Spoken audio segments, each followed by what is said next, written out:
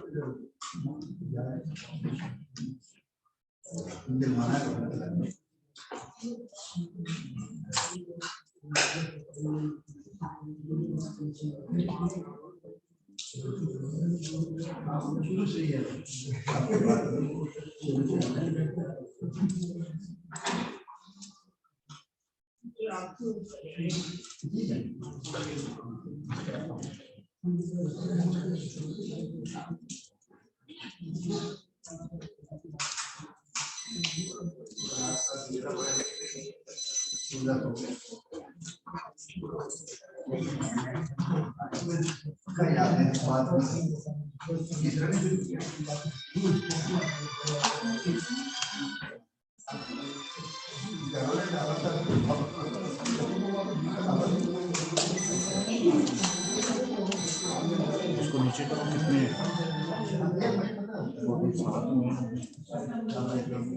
Seven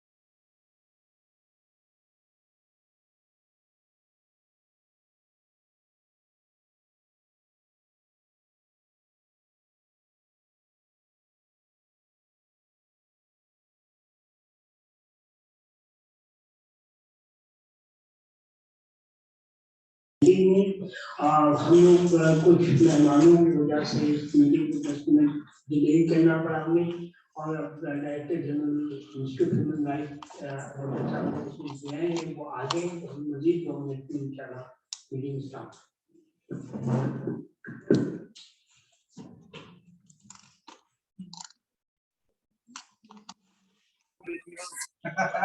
अस्सलाम वालेकुम। आतिफ भाई, अगर वॉइस टेस्ट कर लें, आपकी जो आवाज है ना हॉल के अंदर से, वो थोड़ी क्लियर सुनाई नहीं दे रही, तो टेक्निकल इश्यू था ना एक मीटिंग के दौरान, तो ये टेस्ट कर लें थोड़ा सा। Thank you.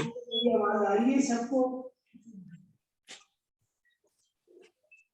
हेलो, अच्छा मैं पूछता जाऊँ, क्या लाहौर तक मेरी आवाज पहुंच रही है? जी आ रही है।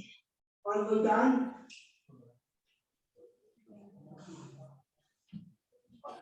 कराची तक मेरी आवाज आ रही है? कराची में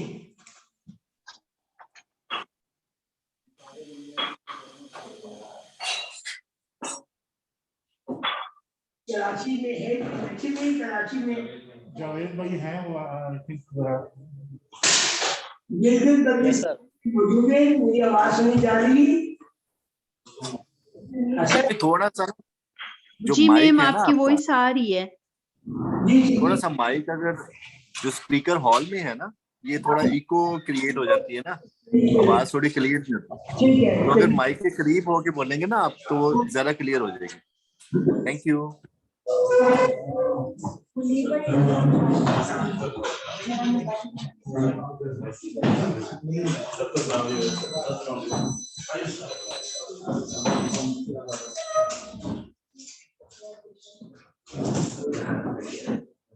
बिस्मिल्लाहिर्रहमानिर्रहीम। तमाम मुअज़्ज़िज़ मेहमानों को हम खुशामदीद कहते हैं।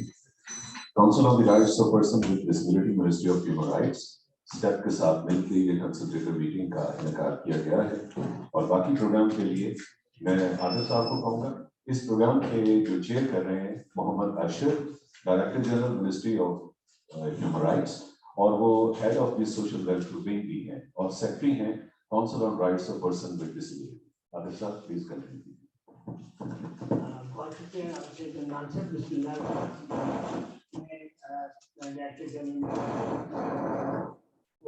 खुशामदीद के तरफ मीटिंग में, और तमाम मेहमानों को जो इंटरनेशनल ऑर्गेनाइजेशन से, ऑर्गेनाइजेशन से, कम्युनिटी इदारों से और प्राइवेट सेक्टर ऑर्गेनाइजेशन से यहाँ मौजूद है, तो उन सबका बहुत बहुत शुक्रिया अदा करता हूँ। मीटिंग का बाकायदा आगाज तिलावत कुरान पाक से।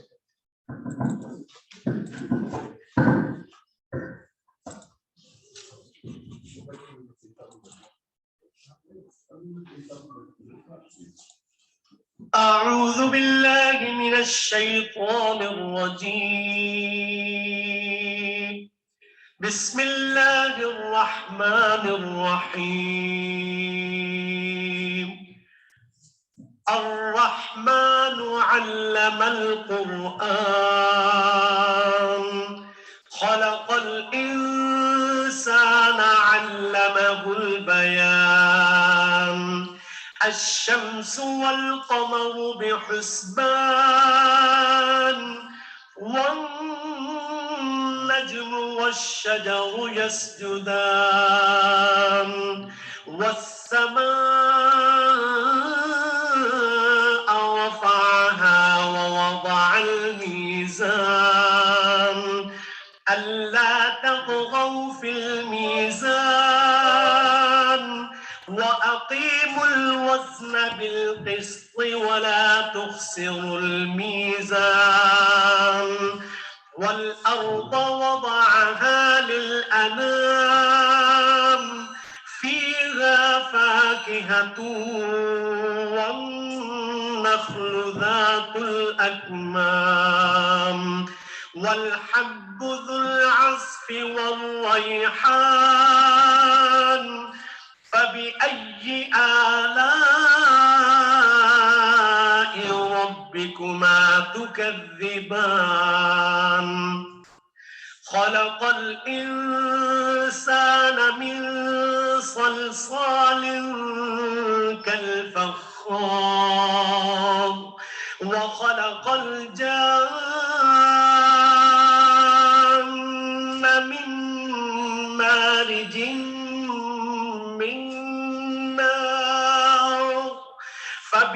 فبأي آلاء ربكما تكذبان رب المشرقين ورب المغربين فبأي آلاء ربكما تكذبان صدق الله العظيم.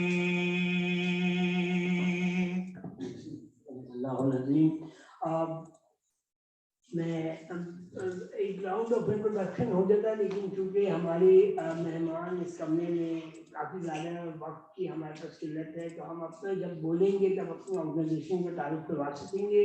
लेकिन इनिशियली मैं थोड़ा सा बता दूं कि लाहौर में, यानी जो आउट ऑफ इस्लामाबाद ऑनलाइन हमें ज्वाइन किया जिन लोगों ने, लाहौर में शफीकुर रहमान साहब हैं, milestone society for the special person के प्रेसिडेंट, वो हमारे साथ मौजूद हैं। कराची से डिसेबल वेलफेयर एसोसिएशन से जावेद मेरी साहब हमारे साथ मौजूद हैं। जगदुल बल्तिस्तान से तस्नीम जारा हैं और लाहौर से सैयद इम्तियाज फातिमा भी हमारे साथ हैं। और यहाँ जो इस कमरे में मौजूद है वो मैं एक दफ़ा को बताना चाहूँ कि UNFPA, साइट सेवर्स और जो इनके अलावा बाकी जो डिसेबल पीपल ऑर्गेनाइजेशन है जिनमें डेफ और दूसरे वुमेन डिसेबिलिटीज ऑर्गेनाइजेशन के लोग यहाँ मौजूद हैं। हमारे साथ डायरेक्टर जनरल स्पेशल एजुकेशन साहब ने भी सजाद साहब ने भी ज्वाइन किया है और हमारे साथ फॉर्मर डायरेक्टर जनरल खालिद साहब और जावेद आलम साहब भी मौजूद है। ये इंफॉर्मेशन से मैं उन लोगों के लिए दे रहा हूँ जो यहाँ से बहुत दूर बैठ के हमारी गुफ्तगू सुनेंगे। अब विदाउट एनी डिले मैं डायरेक्टर जनरल ह्यूमन राइट्स जनाब अरशद साहब को दावत दूंगा फॉर द वेलकम रिमार्क्स। अस्सलाम वालेकुम। आप लोगों का मैं मशहूर हूँ कि आप लोग तशरीफ लाए आज हमारे इस प्रोग्राम में, और मुझे देख के खुशी भी हो रही है कि हमारे सीनियर जो हमारे कोलीग हैं जिन्होंने इस फील्ड में काम किया, आप सब लोग मेरा ख्याल है कि काफ़ी हद तक जो हैं इस सब्जेक्ट को बहुत इस तरह काफ़ी हद तक समझते हैं इस सब्जेक्ट को, और उसके साथ साथ आप लोगों के एक्सपीरियंसेस और जो स्किल्स हैं वो आज हमने एक्चुअली कोशिश की है कि जो एक नया लॉ बना है, आप जो लॉ सिर्फ ICT की एक जो समझ जुरिस्डिक्शन तक है, लेकिन इसके ये जो लॉ बना है एक्चुअली आप सब बेहतर समझते हैं कि ये लॉ जो है ये on the basis of the experience of the एक ऑर्डिनेंस था हमारा, एक ऑर्डिनेंस 1981 का जो था एम्प्लॉयमेंट एंड रिहैबिलिटेशन से था, उस लॉ को एक्चुअली एग्जीक्यूट किया गया। डेवलूशन जो सब्जेक्ट वेलफेयर का डिस्ट्रिक्ट का सब्जेक्ट जो है डिवॉल्व हुआ, तो उसके बाद ये एक special law for this jurisdiction, ये जो कैपिटल टेरिटरी सब्जेक्ट है इसको बनाया गया है। फेडरल गवर्नमेंट का हर काम अब उसके पास एक जो समझ लिमिटेड है या to the extent of specific जो है हमारा कैपिटल एरिया उसके हद तक है, तो इसलिए हम समझते हैं कि इसको एक मॉडल के तौर पे जो है हम देखें, एक मॉडल हम सेट करें not in the field of only in special education but all type of inclusiveness of the person with disabilities। उसकी सारी जितनी भी डिसेबिलिटीज है हमारी, उन सबको हम देखें कि हम किस तरह कर सकते हैं। लॉ ने पूरा एक फ्रेम हमें दे दिया है। रजिस्ट्रेशन जो है वो भी इसकी बड़ी अच्छी तरह से जो है इसमें जो है ब्यूटीफुली जो है उसके अंदर स्टेट कर दी गई है, और एक काउंसिल जो है वो एक कॉन्स्टिट्यूट कर दी गई है।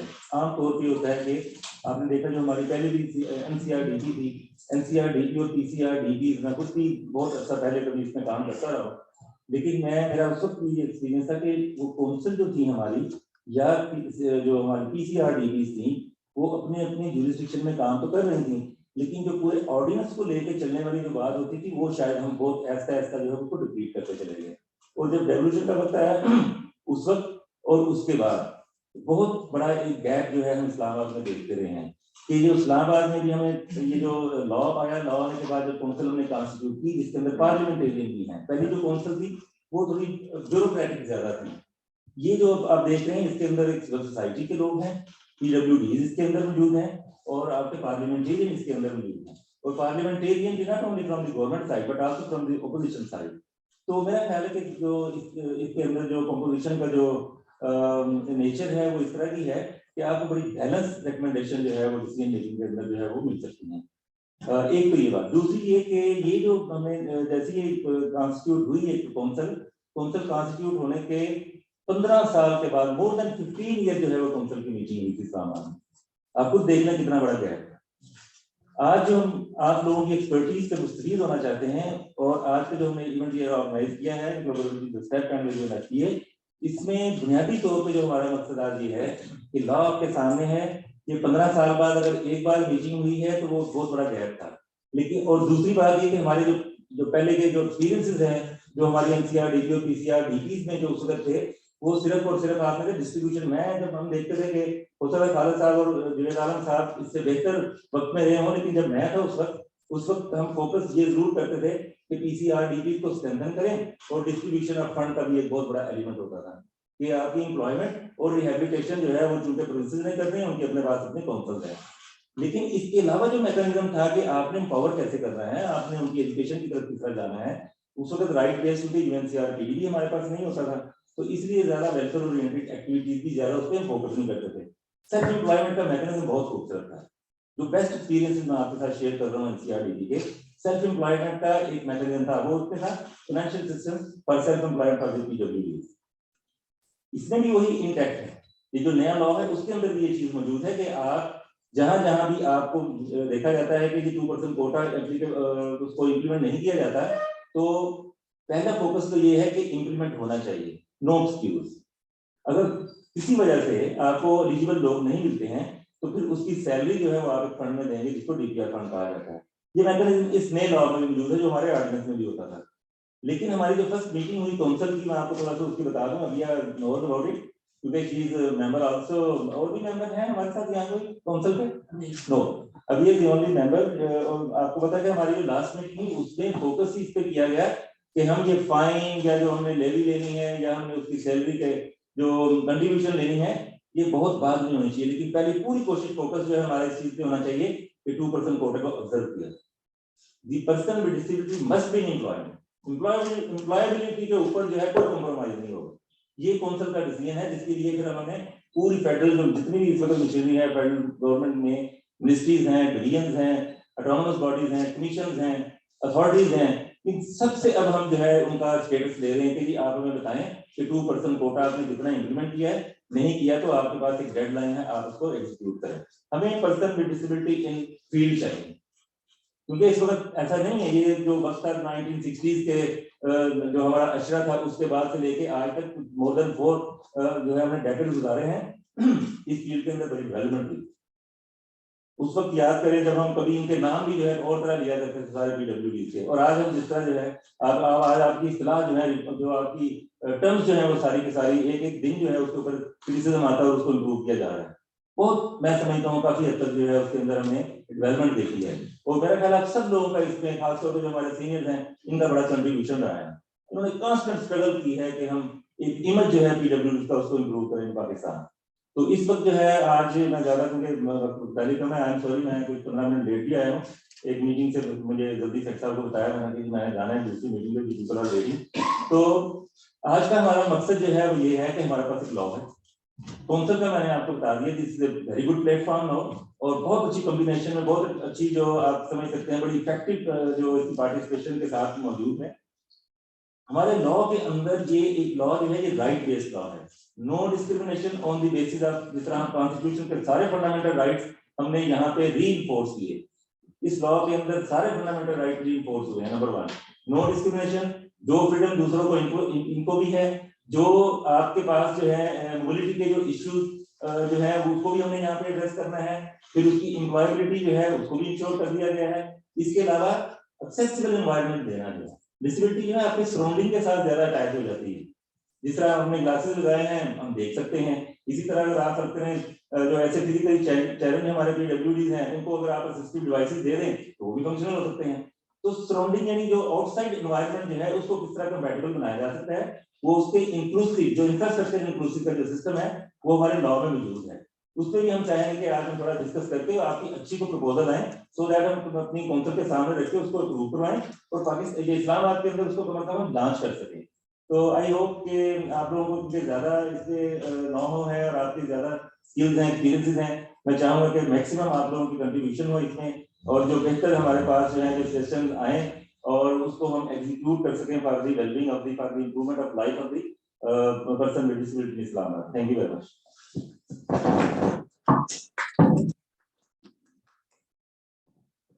सर बहुत शुक्रिया, आपने एक बड़ा क्लियर कट बैकग्राउंड और अभी तक की जो डेवलपमेंट के ऊपर रोशनी डाली है कि लेजिस्लेशन के हवाले से क्या कुछ काम हो चुका है। अब उसके बाद चाहे मेरी बात करने की इतनी गुंजाइश नहीं है कॉन्टेक्स्ट करने की, लेकिन एक बात बड़ी इंपॉर्टेंट है सिर्फ ऐड करना चाहूँगा जो कि अर्शद साहब ने कहा कि 1981 ordinance for the rehabilitation and employment of the disabled, वो पहला कानून था जो डिसेबल्ड पर्सन के लिए सिस्टमैटिक केयर के लिए पाकिस्तान में बना। और उस जमाने में उस दौर के हिसाब से इससे अच्छा कानून एशिया पैसिफिक में कोई नहीं था, इसको बहुत पूरी दुनिया में खासतौर पर एशिया लेवल पे अप्रिशिएट किया गया। लेकिन वक्त के साथ साथ राइट्स बेस्ड मॉडल के ऊपर काम शुरू हुआ। पाकिस्तान में डिसेबिलिटी मूवमेंट बहुत ज्यादा स्ट्रॉन्ग हुई और डिसेबल्ड पर्सन ने चैरिटी कोटा से हटकर इंक्लूजन, एक्सेसिबिलिटी और राइट्स के ऊपर बात करनी शुरू की। और उस स्ट्रॉन्ग डिसेबिलिटी मूवमेंट के साथ साथ पूरी दुनिया में भी इसी तरह राइट्स बेस्ड अप्रोचेस के ऊपर बात हो रही थी। 2006 में अक़वाम मुत्तहिदा का जो convention on the rights of person disability वो आने से एक बहुत बड़ा शिफ्ट आया डिसेबिलिटी सर्विसेज और डिसेबिलिटी मैनेजमेंट सिस्टम के अंदर। डिसेबल लोगों के लिए इंतजाम करने के बजाय यूनिवर्सल डिजाइन इंट्रोड्यूस करवाया जाए, हर चीज इंक्लूसिव हो। और उन्हीं प्रिंसिपल्स के ऊपर हमारा ये ICT rights of person disability act भी बना है।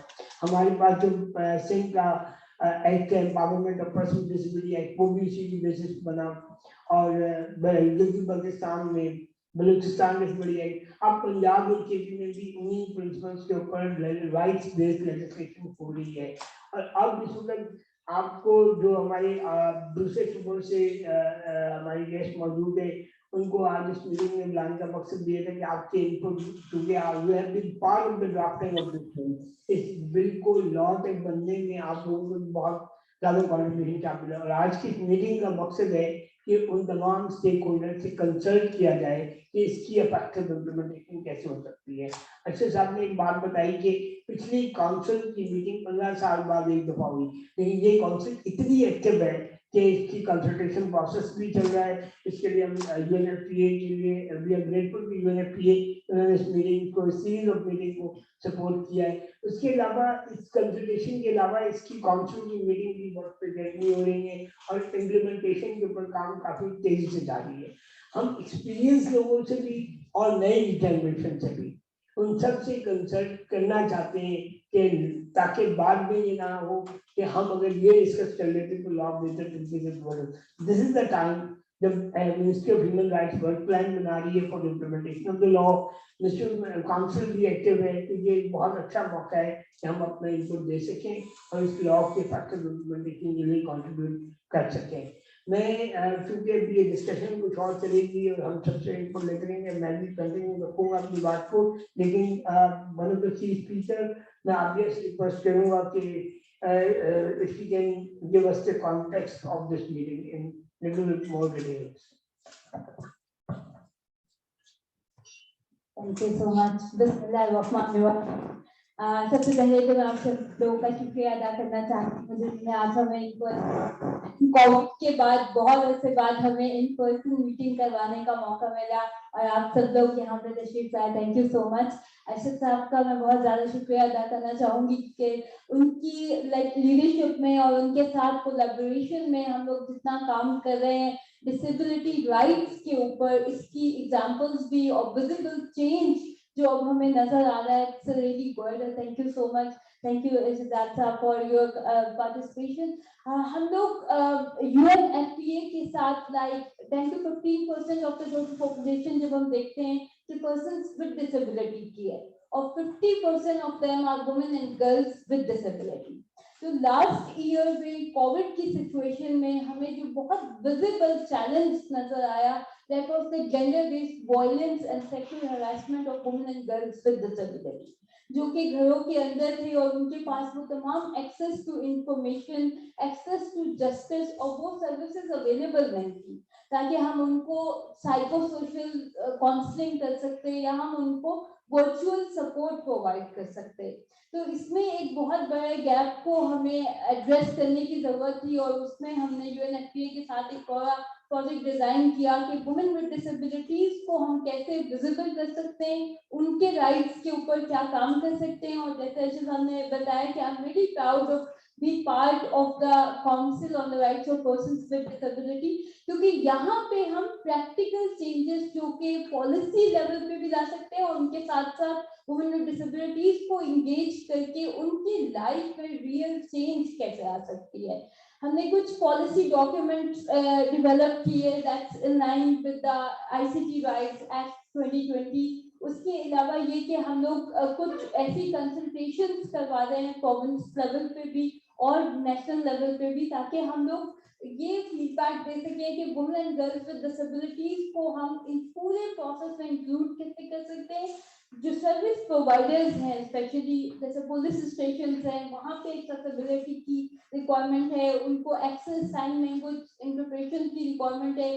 हॉस्पिटल्स में जो है वो वुमेन विद डिसेबिलिटीज के लिए प्रॉपर सेल्स की इम्प्लीमेंटेशन। इसी तरह जो भी मैकेनिज्म्स हम लोग रीजनल लेवल पे पाकिस्तान के लेवल पे डेवलप कर रहे हैं, वहाँ पे हेल्पलाइंस को इंक्लूसिव बनाना, ह्यूमन राइट्स की जो हेल्पलाइन है that's likely to be fully inclusive for responses to the women and girls with disability। Last हमारी जो मीटिंग हुई थी उसमें CDA के साथ और फाइनेंस मिनिस्ट्री के साथ, and we are just not only for the policy reform but practically how we can allocate the budget for these changes, what kind of like strategies we are taking and practical steps कि हम इस पूरे process से गुजर सकें। और आज की जो कंसल्टेशन है उसमें जो प्रोविंसेस से हमारे साथ सबने ज्वाइन किया है, I think this is very important कि हम उनकी रिकमेंडेशंस देकर जो हमारे रूल्स ऑफ बिजनेस और उसके अलावा जो हमारे प्रोटोकॉल्स डेवलप हो रहे हैं उसके अंदर उनको इनकॉर्पोरेट कर सकें। Thank you so much. Thank you. Thank you Abhit. मैं अब रिक्वेस्ट करूंगा सईदा जोनू काजमी कंसल्टेंट फॉर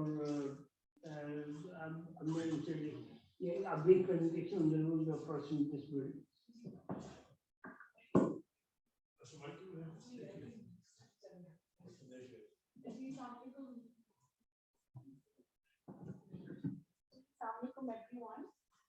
बहुत शुक्रिया, ये बहुत अच्छा काम किया है स्टेप ने collaboration with the ministry of human rights के ये कंसल्टेटिव मीटिंग ऑर्गेनाइज की है। From a lawyers perspective the problem really is कि एक्ट्स बन जाते हैं बट इम्प्लीमेंटेशन पे फेल करते हैं और पाकिस्तान का ये सबसे बड़ा चैलेंज है।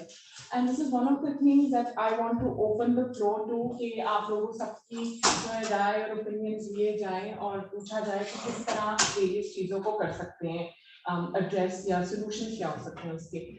डीजी साहब अर्शद साहब ने बहुत अच्छा इसका एक खुलासा दे दिया है एक्ट का, मगर एक्ट में ये है कि क्रिएशन ऑफ न्यू राइट्स या administration of new rights which is excellent, but act again implementation की बात है और इम्प्लीमेंटेशन सिर्फ काउंसिल नहीं है। इन्होंने काउंसिल का बहुत अच्छी तरीके से बयान किया कि कौन कौन काउंसिल में इंक्लूडेड है या काउंसिल क्या फंक्शंस हैं, बट काउंसिल के अलावा DPOs का भी बहुत अहम किरदार है कि काउंसिल के साथ मिलकर काम करें इससे।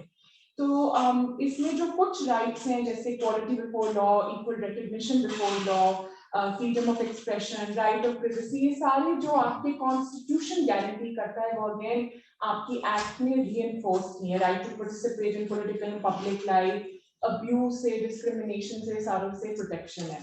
अच्छा, सबसे पहली जो बात है अगेन वही वाली बात है कि legal and institutional policies being inclusive and responsive to the needs of persons with disabilities are only useful when they are aware of them and can access them. या प्रॉब्लम ये है कि जो पर्सन्स विद डिसेबिलिटीज हैं, PWDs, उनको पता ही नहीं है कि ये कानून बना है, उनके क्या राइट्स हैं, कैसे वो अपने राइट्स ले सकते हैं। तो इसकी भी dissemination of information creation, dissemination of information और पब्लिक अवेयरनेस कैंपेन इनकी बहुत जरूरत है। सेट ने एक सर्वे होल्ड किया था from October to November 2020 to see the impact of COVID on persons, on women with disabilities और especially जो gender based violence, because इसकी सारी जो हमारा ये हो रहा है इसको gender based violence उसमें बहुत इंपॉर्टेंट एस्पेक्ट है। तो उसमें ये देखा गया कि the survey revealed that only 24% have received awareness or information about violence against women with disabilities in the last 1 year. ये बड़ा एक dismal figure है and which goes to show that there is a lack of awareness and dissemination of information. तो ये किस तरह जो पहला सवाल ये है कि ये किस तरह गारंटी हो सकता है। हमारे जो कल कंसल्टेटिव मीटिंग उस पे काफी अच्छे कुछ पॉइंट्स ऑफ व्यू हमें सुनने को मिले, बट आज अगेन हम ये जानना चाह रहे हैं कि किस तरह ये हो सकता है, क्योंकि ये देखिए आईसीटी एक्ट सेक्शन 29 के तहत भी रिक्वायरमेंट है कि जो काउंसिल है वो असिस्ट करे, तो काउंसिल की ड्यूटी है कि वो जो है अवेयरनेस स्प्रेड करे पीडब्ल्यूडीज के लिए कि उनकी ये राइट्स क्या क्या है। तो प्लीज सब जिसने भी बताना है प्लीज अपना इनपुट दीजिए किस तरह ये डिसेमिनेशन ऑफ इंफॉर्मेशन हो सकती है, कैसे पीडब्ल्यूडीज को अपने राइट्स के बारे में पता चले। Thank you.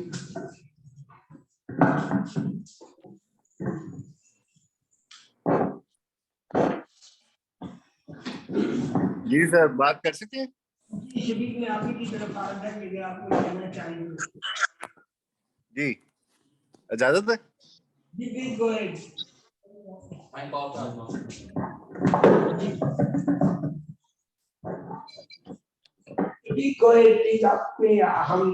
शुक्रिया, बहुत शुक्रिया। पहले तो मैं मुबारकबाद पेश करता हूँ। ये कोई रस्मी मुबारकबाद नहीं, दिल की सही वाली, लोरियों वाली, सच्चे दिल वाली मुबारकबाद है। और अल्लाह का शुक्र है कि ये कौंसल फाल होगी आफ्टर 15 इयर्स। और जब हम नेशनल पॉलिसी बना रहे थे 2002 में इस्लामाबाद में, या फिर we are the part of national plan of action जब बन रहा था, उसके बाद से 2006 में, उसके बाद से फिर यूएन कन्वेंशन जब आया तो उसके बाद एक खामोशी छा गई थी। तो अल्लाह का शुक्र है कि अल्लाह ताला ने टाइम आया कि अब माशाल्लाह मौका मिल रहा है काम करने का सबको। मैं आपको ना सिर्फ एक सजेशन देना चाहता हूँ, अगर इसको मेरा ईमान है, जैसे अल्लाह ताला की जात पे ईमान है, वैसे ही जिंदगी ने जो मुझे सबक दिया है उसमें मेरा ईमान का अब ये हिस्सा बन गई है बात कि अगर पर्सन विद डिसेबिलिटी को आपने जिंदगी में फाल करना है, जिंदगी का हिस्सा बनाना है, तो आपको दो चीजें लाजमी करनी पड़नी है। पहले उनकी पर्सनल कम्युनिकेशन को इंश्योर करना पड़ना है, दूसरा उनकी पर्सनल मोबिलिटी को इंश्योर करना पड़ना है। उसकी रीजन ये है, चाहे पर्सनल मोबिलिटी में चाहे उनकी व्हीलचेयर हो, चाहे क्रचिज हो, चाहे वाइट केन हो, या आप अटेंडेंट सर्विस हो, ये अगर आप इंश्योर नहीं करेंगे तो इंडिपेंडेंट नहीं हो सकते। इंडिपेंडेंट लिविंग हो ही नहीं सकती जब तक ये आप ये दो चीजें इंश्योर ना करें। मेरे ख्याल में कौंसल को चाहिए कि आप अपना 80% जो रिसोर्सेज है ना, वो ह्यूमन रिसोर्सेज पे इन्वेस्ट करें। और ह्यूमन रिसोर्सेज आपके बेस्ट जो एम्बेसडर हैं वो पर्सन विद डिसेबिलिटी बन जाएंगे जब वो मोबाइल हो जाएंगे। फिर जो ये अवेयरनेस वाली बात है ना, मैडम अभी फरमा रही थी, अवेयरनेस या एडवोकेसी वाली बात फिर आसान हो जाएगी जब विजिबिलिटी आएगी ना हमारी माशरे में। जब हम अपने जिस्मों की कैद से आजाद होकर घरों से बाहर निकलेंगे, व्हीलचेयर्स आएंगी, हमारी विजिबिलिटी आएगी, तो एक्सेसिबिलिटी ऑटोमेटिकली इंश्योर होना शुरू हो जाएगी, क्योंकि कंज्यूमर के तौर पे माशरे में आएंगे ना हम लोग। मसला ये है, सबसे बड़ा मसला क्या है पाकिस्तान में? मसला ये है कि हमने हमेशा यूरोप के या फिर डेवलप कंट्रीज के लॉस को सामने रखकर मरूजी हालात के ऊपर गौर नहीं किया, जिसकी वजह से हम बहुत सारे वसाइल और टाइम जाया कर चुके हैं। ये आप यकीन करें, सिर्फ ये दो चीजें इंश्योर कर लें, personal communication person with disability की और पर्सनल मोबिलिटी, ये आप दो चीजें इंश्योर करवा दें, आप यकीन करें आपको कोटे की भी जरूरत नहीं पड़ेगी। इंक्लूजन ऑटोमेटिकली एक नेचुरल आपका कल्चर बन जाएगा। ये बहुत ज्यादा आसान है, मुश्किल नहीं है, और इसमें बहुत कम लागत आती है। जब आप डिलीवरी मैकेनिज्म में आएंगे ना, कौंसल जब डिलीवर करना शुरू करेगी, आपके सबसे बड़ी स्ट्रेंथ, जैसे मैडम अभी फरमा रही थी, अर्शद साहब ने बहुत अच्छे तरीके से एक्सप्लेन किया, आबिया ने बहुत अच्छा बताया कि कम्युनिकेशन के लिए जो टूल बनाए जा रहे हैं, आप जब ये डिलीवर करना शुरू कर देंगे ना, तो आपके डिलीवरी मैकेनिज्म में सबसे बड़े पार्टनर आपकी डीपीओज हैं, जैसे मैडम बता रही थी, बिल्कुल सही कह रही हैं। पूरी दुनिया के अंदर जो डिलीवरी है ना सर्विसेज की, वो डीपीओज ही अपनी कम्युनिटीज को दे रही होती हैं इंडिपेंडेंट लिविंग सेंटर की शक्ल में। तो जरूरत इस चीज की है कि आप हर यूनियन काउंसिल के लेवल पे एक IL independent living centre develop करें जो कि अपनी कम्युनिटी के लोगों को सर्विसेज देना शुरू करे, जिसमें अटेंडेंस सर्विस भी हो सकती है, जिसमें आपकी व्हीलचेयर प्रोविजन भी हो सकती है, जिसमें आपकी कम्युनिकेशन की सर्विसेज भी हो सकती हैं। ये वाला रास्ता अगर पकड़ लेते हैं ना, आप यकीन करें कि हम लोग शायद 3-4 साल के अंदर पाकिस्तान में डिसेबिलिटी को खत्म कर लें, क्योंकि डिसेबिलिटी होने की रीजन सिर्फ 2 हैं, कम्युनिकेशन का ना होना या मोबिलिटी का ना होना। तीसरी दुनिया में कोई रीजन नहीं है। बाकी सब ये जो है ना वो मिसअंडरस्टैंडिंग है डेवलप कंट्रीज की, जिसमें इंसानों की क्लासिफिकेशन बना के लंबे इंसान, छोटे इंसान, काले इंसान, गोरे इंसान, ये सारी मिसअंडरस्टैंडिंग है। कोई चल सकता है, नहीं चल सकता, ये उसका पर्सनल मैटर है। हाँ, अगर उसको मोबिलिटी की डिवाइस उसके पास नहीं है तो यहाँ से मैटर स्टार्ट होता है ना, कि चलने वाले लोग जो है टांगे इस्तेमाल करके उनके पास चॉइस है कि बस ले सकते हैं, बस यूज कर सकते हैं, पब्लिक ट्रांसपोर्टेशन। लेकिन जो जिनके पास चॉइस नहीं है पाँव से चलने की, उनके लिए पर्सनल मोबिलिटी नहीं है, ये डिसेबिलिटी क्रिएट करी, दैट्स इट। और फिर ये सवाल आता है कि जब आप इंटेलेक्चुअल डिसेबिलिटी के जो लोग हैं हमारे, उनसे उनको किस तरह आप इस डेफिनेशन में लेके आते हैं। तो मोहतरम, मेरे ख्याल में अगर आप कम्युनिकेशन इंश्योर कर दें तो मेरा नहीं ख्याल दुनिया में कोई शख्स भी इंटेलेक्चुअल डिसेबिलिटी के साथ किसी डिजास्टर में जा सकता है। बात सिर्फ अंडरस्टैंड करने की है कि कम्युनिकेशन कैसे आप इंश्योर करते हैं।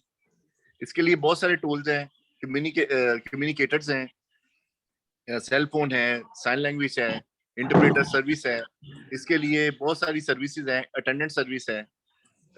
मसलन इस तरह आप इन्वॉल्व कर सकते हैं कम्युनिटी को। बहुत शुक्रिया आपका, थैंक यू वेरी मच, मेरी बात सुनने का बहुत शुक्रिया। आतिफ साहब, thank you. Thank you very much. और ये जो की पॉइंट है मोबिलिटी एंड कम्युनिकेशन, ये डिलीवरी बहुत इम्पोर्टेंट है। सारी जो हमारे काम है वो इसी के गिर्द घूमते हैं कि अगर मोबिलिटी इंश्योर हो जाए किसी भी शख्स की। क्योंकि बड़ी सिंपल सी एग्जाम्पल है कि अगर किसी के पास गाड़ी ना हो तो वो घर से दफ्तर तक नहीं जा सकता, चाहे वो डिसेबल्ड हो या ना हो। तो अगर आपके पास मोबिलिटी है, यू कैन डू एनीथिंग। और अगर आप कम्युनिकेट कर सकते हैं किसी भी लैंग्वेज में, चाहे वो साइन लैंग्वेज हो चाहे लिख के हो, तो आप एक्सक्लूडेड नहीं हो सकते। बहुत इंपॉर्टेंट पॉइंट है, thank you very much. Javed Raees साहब, जावेद भाई आपकी तरफ से हम सुनना चाहेंगे।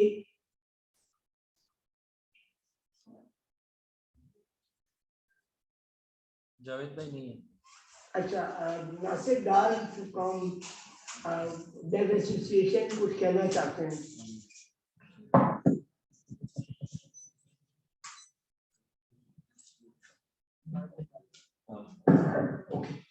मेरा नाम नासिर डार है।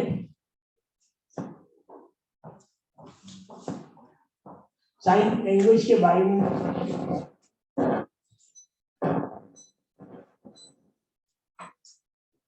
ये कह रहे हैं कि पर्सन विद फिजिकल डिसेबिलिटीज के लिए पाकिस्तान में बहुत काम हो रहा है, रैम्स बन रहे हैं, चीजें बन रही है, ब्लाइंड लोग काफी तरक्की कर रहे हैं, लेकिन डेफ लोग सबसे ज्यादा बुरी और पसमानदा जिंदगी गुजार रहे हैं। अगर एक नेशनल साइन लैंग्वेज हो तो बहुत सारे मसले हल हो सकते हैं।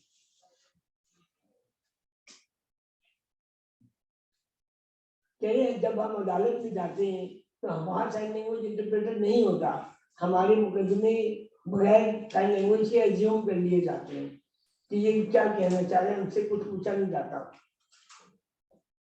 और ये गवर्नमेंट अगर मतलब वो कह रहे हैं कि बाय लॉ वहाँ पे अपॉइंटमेंट्स साइन लैंग्वेज इंटरप्रेटर की जॉब्स क्रिएट की जाए, ये अगर क्रिएट किया जाए पब्लिक सर्विस के डिपार्टमेंट में, अगर ये ना हुआ तो हम इससे और पीछे चले जाएंगे, हम वहीं पे वहीं रहेंगे और बाकी लोग अपनी लाइफ बेहतर कर लेंगे कि डेफ लोगों के बारे में भी सोचना होगा इस तरह।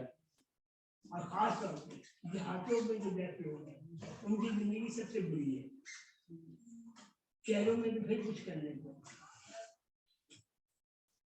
शहर में भी कह रहे हैं कि हमें अभी तक हम कितने मुजाहरे कर चुके हैं, कितनी मुलाकातें कर चुके हैं, हमें ड्राइविंग लाइसेंस नहीं मिला।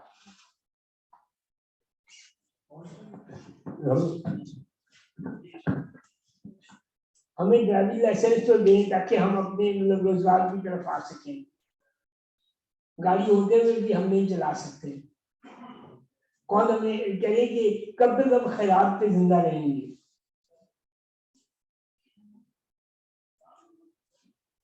डेफ लोगों की जॉब्स के लिए जो कोटा है उसमें डेफ लोग रह जाते हैं, फिजिकल डिसेबल लोग जॉब ले जाते हैं कोटे में। जैसे क्योंकि हम कम्युनिकेट नहीं कर पाते, हमारा इंटरव्यू नहीं होता, हमें इंटरव्यू से वापस भेज दिया जाता है।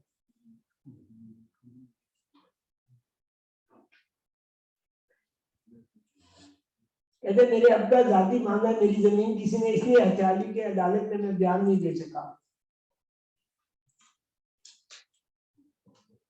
Thank you.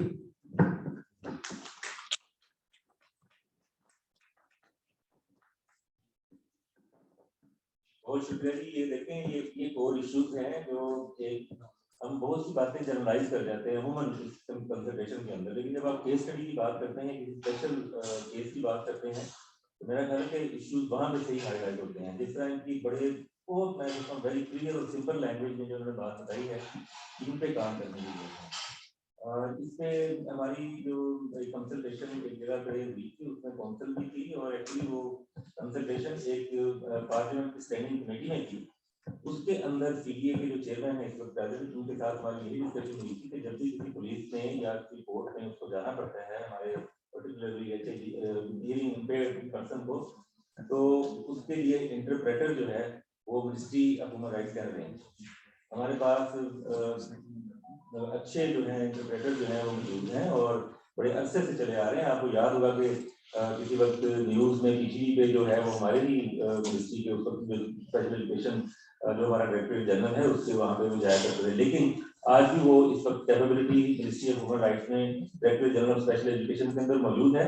We offer them कि पुलिस के केस रिकॉर्ड करने में, एफआईआर के रिकॉर्ड करने में या उसको प्रोसेस करने में, कोर्ट की प्रोसिक्यूशन के अंदर जरूरत पड़ती है, तो मिनिस्ट्री ऑफ ह्यूमन राइट्स जो है वो डीजीएससी के थ्रू जो है वो कैन अरेंज दी इंटरप्रेटर। ये हमारी एक इस्लामाबाद लेवल पे तो बात हुई है। और मैं जनाब अगर सज्जाद साहब से मैं रिक्वेस्ट करूंगा कि इसके ऊपर थोड़ी सी मैं तफसील बताएं कि नेशनल करिकुलम जो है आपका या इंटरनेशनल स्टैंडर्ड के मुताबिक जो है वो हम जो हियरिंग इम्पेयर्ड हमारे जो पर्सन है उनके लिए इन्होंने क्या किया है, उसका कुछ डेवलपमेंट है वो आपसे शेयर करेंगे। बिस्मिल्लाहिर्रहमानिर्रहीम। जैसे कि आज के चीफ गेस्ट अरशद साहब ने बताया कि directorate general of special education ministry of human rights के अंदर इस वक्त हम लोग साथ मिलकर काम कर रहे हैं और हमने कोशिश किया कि पूरे पाकिस्तान लेवल पे एक ही साइन लैंग्वेज हो और उसकी कंसल्टेशन मुख्तलिफ हुई है। और आज हमारे मैं बताते हुए खुशी महसूस करता हूँ कि फर्स्ट साइन लैंग्वेज करिकुलम हमने डेवलप किया और ये आज पाकिस्तान पे इसके कंसेंसस के लिए हम आप लोगों को भी भेजेंगे और हमारा इनिशियल इसका काम मुकम्मल हुआ है और अल्लाह का शुक्र है कि काफी हद तक हमने कोशिश की कि सारे स्टेक होल्डर जो पूरे पाकिस्तान में है तो वो इसको देखें और अगर किसी जगह पे भी कोई डेफिशिएंसी रह जाए तो हम उसको भी इनकॉर्पोरेट करने की कोशिश करेंगे।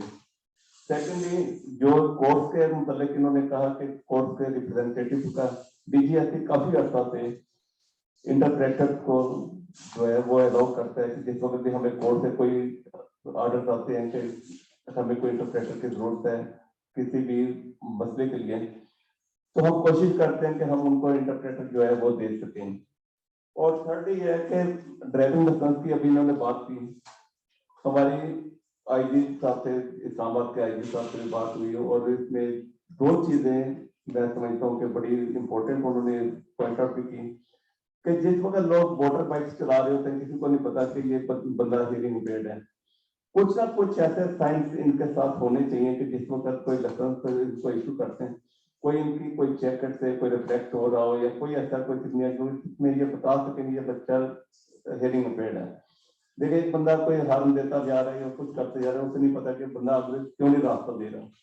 तो मैं समझता हूँ हम इनके साथ मिलकर कोशिश भी करते हैं जितने भी इस वक्त यहाँ पे लोग हैं कि इनके लाइसेंस वाला मसला हल हो, लेकिन इसके लिए साथ साथ मेरे ये भी होगा कि कोई ना कोई ऐसा जरूर हो कि जिसमें ये इनको इंडिकेशन हो कि ये हियरिंग इम्पेयर्ड बंदा जा रहा है। Thank you.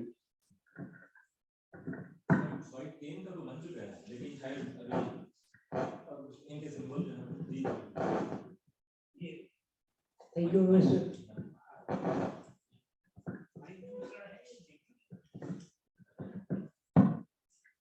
बिस्मिल्लाहिर्रहमानिर्रहीम। पहले तो मैं आप सबका शुक्रिया अदा करता हूँ कि आपने इतनी ज़बरदस्त मीटिंग अरेंज किया कि भाई आपका और साहब आपका, आपसे पहले भी मेरी काफ़ी दफ़ा बातचीत हो चुकी है। अच्छा मैं यहाँ पे सिर्फ एक दो चीज़ें ऐड अप करना चाह रहा हूँ कि सबसे बड़ी बात यह है कि लैक ऑफ इंफॉर्मेशन, और उसका सबसे बेस्ट वे ये है कि आप ह्यूमन राइट्स मिनिस्ट्री के अंदर एक सेल बना दें। हर पर्सन विद डिसेबिलिटी को जब नादरा के अंदर रजिस्टर किया जाता है तो एक फॉर्म फिल किया जाता है कि उसमें क्या उसकी एजुकेशन है क्या है, वही फॉर्म आपके पास होना चाहिए।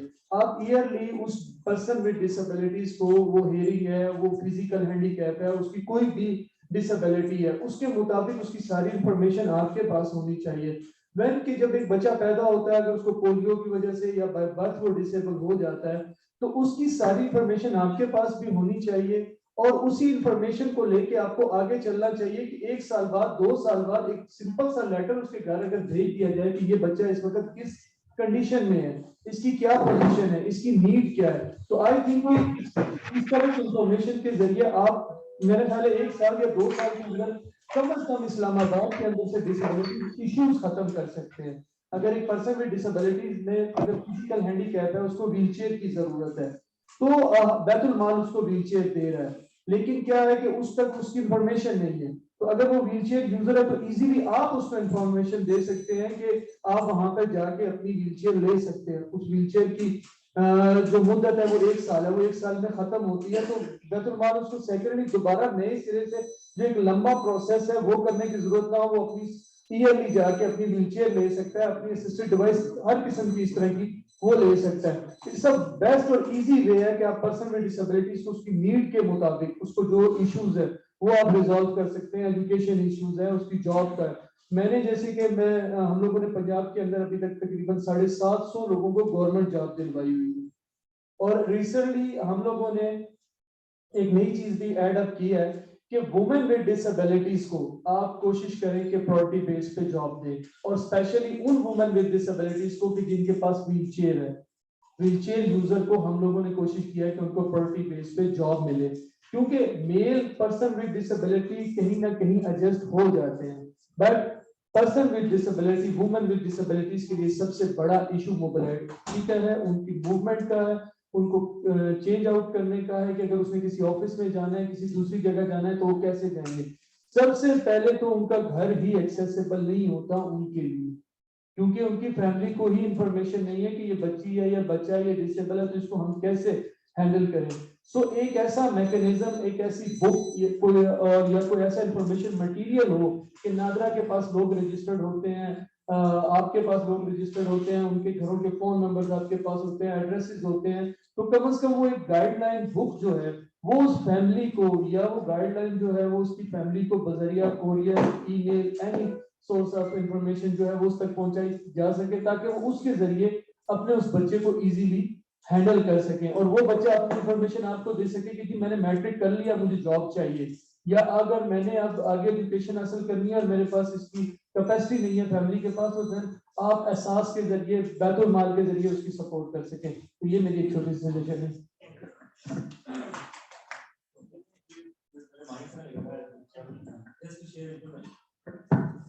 नहीं, बहुत शुक्रिया जी आपका, बड़ी बहुत अच्छी प्रपोजल है, बहुत अच्छी रिकमेंडेशन है। इंफॉर्मेशन, ये बात बिल्कुल ठीक है। एक दफा जो हमारे प्रेजेंट स्पीकर हैं नेशनल असेंबली के, उनके एरिया में कोई इस तरह कोई इशू, और फिर उसकी वजह से नेशनल असेंबली में भी उसका सप्लीमेंट्री क्वेश्चन आया था कि हम अज्यूम कर लेते हैं कि इंफॉर्मेशन सबको पता है, जबकि ऐसा नहीं है। फॉर एग्जाम्पल रजिस्ट्रेशन किसी ने करवानी है और वो उसकी मोबिलिटी का इशू है, जिस तरह अभी जो हमारे जो पहले स्पीकर थे फ्रॉम लाहौर जी, तो उन्होंने भी यही बात कही कि बुनियादी तौर पर मोबिलिटी सबसे बड़ा इशू है। हमने अपना बोर्ड तो उठाया हुआ है कौंसिल के अंदर के, जी आए हम बोर्ड के सामने पेश और हम आपको सर्टिफिकेट देंगे, बट अबाउट दो पीपल, तो सबसे बड़ा तो मसला यही है कि वो तो बोर्ड के पास आ ही नहीं सकते हैं। पहली बात तो इन्फॉर्मेशन नहीं है, इस तरह आपने कहा इन्फॉर्मेशन होगी तो जाएंगे कैसे, प्रैक्टिकल इशू है। अब इसमें मसला जो है, इसको रिजॉल्व करने के लिए सबसे पहले तो इन्फॉर्मेशन शेयरिंग बड़ी जरूरी है। दूसरा ये है कि हमें भी सारी इन्फॉर्मेशन का पता हो। फॉर एग्जांपल असिस्टेड डिवाइसेस कहाँ है, हमने अभी एक बड़ा स्टेट ऑफ द आर्ट जो है वो इसमें इंस्टॉलेशन कर दी है, उस पर मैन्युफैक्चरिंग हो रही है। जो हमारे फिजिकली भी दूसरे भी जितने हमारी डिसेबिलिटीज हैं, डेवलपमेंट के खास तौर पे ये पूरा एक हमारा एक जो है वो मैन्युफैक्चरिंग यूनिट जो है, जिसको आप कह सकते हैं ऑर्थोपेडिक वर्कशॉप, वो काम कर रही है। और फ्री ऑफ कॉस्ट जो है एक्सपेंसिव जर्मन टेक्नोलॉजी के भी हम लिम्स जो हैं वो भी और दूसरे असिस्टिव डिवाइसेस भी मैन्युफैक्चर कर रहे हैं। ताकि उनकी मोबिलिटी या जो दूसरे इश्यूज हैं उनको एक्सेसिबल करने के लिए जो रास्ते जो रुकावटें हैं तो मिनिस्ट्री कर सकती है वो जरूर करे at the expense of the state. दूसरी चीज वो इंफॉर्मेशन शेयरिंग के लिए हम सबके लिए भी बहुत को पता होगा, नहीं पता तो ये हमने इस्लामाबाद में एक फैसिलिटेशन सेंटर जो है वो शुरू कर दिया है। वो फैसिलिटेशन सेंटर के हिसाब के साथ ये प्राइम मिनिस्टर ने जब उसको इनॉग्रेट किया तो हमारा एक वहाँ पे डेस्क है, कौंसिल का डेस्क है। वो सारी इंफॉर्मेशन जब भी कोई आता है, कोई भी आए क्लाइंट वहाँ पे, कोई भी शहरी जो है वो फैसिलिटेशन सेंटर में अपने बीएसपी को पैसे के बारे में इंफॉर्मेशन लेने अगर आता है तो अगर उसको जरूरत पड़े तो पूरा हमारे डेस्क मौजूद है। वो सारी जितनी भी रेफरल है, जितनी भी इंफॉर्मेशन है वो उसके पास मौजूद है। किसी को व्हील चेयर चाहिए है, हीलियम बेड चाहिए है, लिंक चाहिए है, रजिस्ट्रेशन करवानी है या नाज़ा का सर्टिफिकेट बनना है, आईडी कार्ड बनना है, वो सारी इंफॉर्मेशन एक जगह पर वहाँ मौजूद है। हमने अपने एक स्पेशल जो है वेल इन्फॉर्म वहाँ पे डिस्ट्रीब्यूट किया था और पूरी इंफॉर्मेशन मटीरियल के साथ वहाँ पे है। तीसरी चीज ये कि हमने initially on the recommendation of the council वो हमने दो जो है इस वक्त अपनी एडवर्टाइजमेंट शॉर्ट क्लिप्स तैयार की है, वीडियो क्लिप्स है, वो हमने कुछ सोशल मीडिया पर तो दे दिए हैं, हमारी वेबसाइट पे मौजूद है, लेकिन उसको डिस्क्रिमिनेट करना बड़ा जरूरी है। वो कहीं तो बड़ा आपके सामने रख देंगे, उसमें अगर आपको इनपुट है वो भी दिखाइएगा कि आप जरूर हमें बताएं कि ये दो क्लिप्स जो है ये हमारा कैसा मैसेज जो है कन्वे कर रहे हैं कि हमें एक तो ये कि उसकी फादियत के कि अगर आपके पास इंफॉर्मेशन है आपने जाना कहा, नंबर 1, नंबर 2 कि अगर आपकी सर्टिफिकेशन होगी तो आप एंटाइटलमेंट आपकी क्या देंगे, ये भी किसी को सिर्फ कोटे के लिए हमने सर्टिफिकेट बनवाना है, नहीं। स्टेट ने, रियासत ने, गवर्नमेंट ने काफी हद तक जो है फैसिलिटीज इन लोगों के लिए रखी हुई है सो दैट कि वो एम्पावर भी हो और अपनी जो है इंडिपेंडेंट मोबिलिटी जो है उसकी इंश्योर की जा सके। तो जो चीज हमारे वो भी प्लीज देख लीजिए क्योंकि इंफॉर्मेशन में बात ज्यादा हो रही है, तो इसलिए मेरा ख्याल है कि वो भी ये थोड़ी सी हमारी काविश है, उससे आपकी इनपुट भी आ जाएगी। अगर अभी प्ले कर दो वेरी गुड जैसे भी आपने बताया हर तरह की इंफॉर्मेशन मौजूद है, लेकिन वो इंफॉर्मेशन उस तक नहीं पहुंची। उसके लिए फिर ये टूल है हमारा, वो नहीं करिए क्या तरीका कार हो सकता है मैं आपको बता वेरी गुड। और इसमें ये भी देखिएगा कि इसमें हमारे जो डीपीओज हैं, डीपीओज क्या हमारे साथ जो है इसमें अपनी हमारे साथ सपोर्ट कर सकती हैं, काउंसिल के साथ सपोर्ट कर सकती हैं, मिनिस्ट्री के साथ सपोर्ट कर सकती हैं। तो वो डीपीओज का रोल भी यहाँ पे देख लीजिएगा कि क्योंकि DPOs they are working at grassroot level. Government can not go for everywhere, हम मतलब शायद उसका जाना सकते, लेकिन डीपीओज उनकी रजिस्ट्रेशन शायद इसलिए उनके अपने अपने geographical area में कम से कम वो अपना इससे कंट्रीब्यूशन करते हैं। वो हमारे on rights of persons with disability. वफाकी सतह पर ICT rights of persons with disability act 2020 के तहत खुसूसी अफराद को फाल बनाने और उनको उनके हकूक दिलवाने के लिए कोशा CRPD वफाकी सतह पर माजूरी सर्टिफिकेट जारी करने वाला वाहिद इदारा। CRPD के माजूरी सर्टिफिकेट के तहत हुकूमत पाकिस्तान के तमाम इदारे खुसूसी अफराद को ये सहूलियत फ्राहम करने के पाबंद हैं। नादरा का खुसूसी शनाख्ती कार्ड, सरकारी और निजी इदारों में मुख्तस करदा 2% कोटे के तहत मुलाजमत, वफाकी हुकूमत के तहत काम करने वाले तमाम हॉस्पिटल्स में खुसूसी अफराद और उनके अहले खाना के लिए मुफ्त इलाज मुआलजा।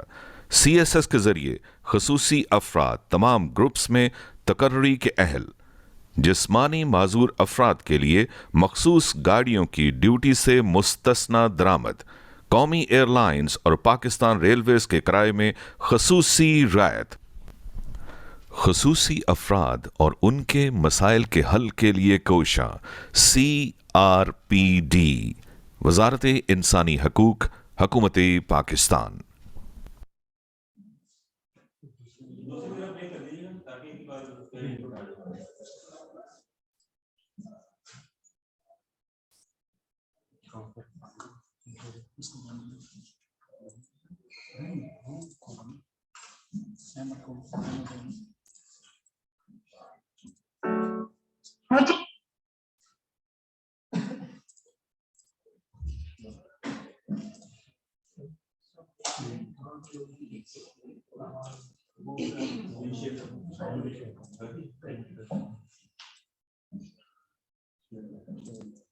बचपन से ही एहसास हो गया था कि मुझे सहारे की नहीं बल्कि साथ की ज़रूरत है। आगे बढ़ने का हौसला और लगन तो अल्लाह ने बहुत अता किया। उसकी दुनिया में तफरीक नहीं है, ये तफरीक तो लोग पैदा करते हैं। मेरी माजूरी मजबूरी तो नहीं है, ये तो मुझे पहचान देती है, ताकत देती है। मुझे लोगों का साथ मिला तो मेरा हौसला कई गुना बढ़ गया। इसी तरह पाकिस्तान में बेशुमार लोग हैं जो आपके साथ के मुंतज़िर हैं, ताकि वो भी आपके ताउन से अपनी ज़िंदगी में कामयाब हों। अब ये बहुत आसान लगने लगा है क्योंकि हमारी मुश्तरका काविशों से आज हुकूमत पाकिस्तान का कानून भी हमारे साथ है। माशरे में अफराद बाहम माजूरी को फाल बनाने के लिए काउंसिल बराए हकूक़ माजूरा विफाकी सतह पर माजूरी सर्टिफिकेट जारी करने वाला वाहिद इदारा है। CRPD के माजूरी सर्टिफिकेट के तहत अफराद बाहम माजूरी हुकूमत पाकिस्तान के तमाम इदारों से मंदरजा झेल सहूलियात हासिल कर सकते हैं, जैसे कि नादरा का खुसूसी शनाख्ती कार्ड, सरकारी और निजी इदारों में मख्तस करदा मुलाजमत का 2% कोटा, कौमी और निजी एयरलाइन और पाकिस्तान रेलवे के किरायों में 40% रियायत। इसके अलावा हुकूमत पाकिस्तान ने अफराद बाहम माजूरी को उनका हक पहुंचाने के लिए हुकूक माजूरा एक्ट 2020 का निफाज कर दिया है। तमाम इमारतों के लिए लाजमी बनाया जा रहा है कि उनमें अफराद बाहम माजूरी के लिए आसान आमदोरफ्त की सहूलत मुयस्सर की जाए। तमाम तालीमी इदारों पर लाजम होगा कि वो दाखिला और हर क्लास में अफराद बाहम माजूरी के लिए मखसूस नशस्तें मख्तस करें। कानून जानिए, अपना हक पहचानिए।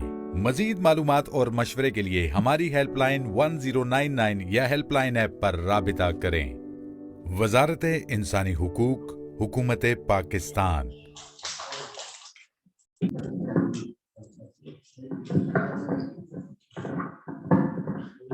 वहाँ के बाद में अबाउट द फर्स्ट प्रेजेंटेशन उसमें बताया गया कि CSS करने के बाद they are entitled to join any group,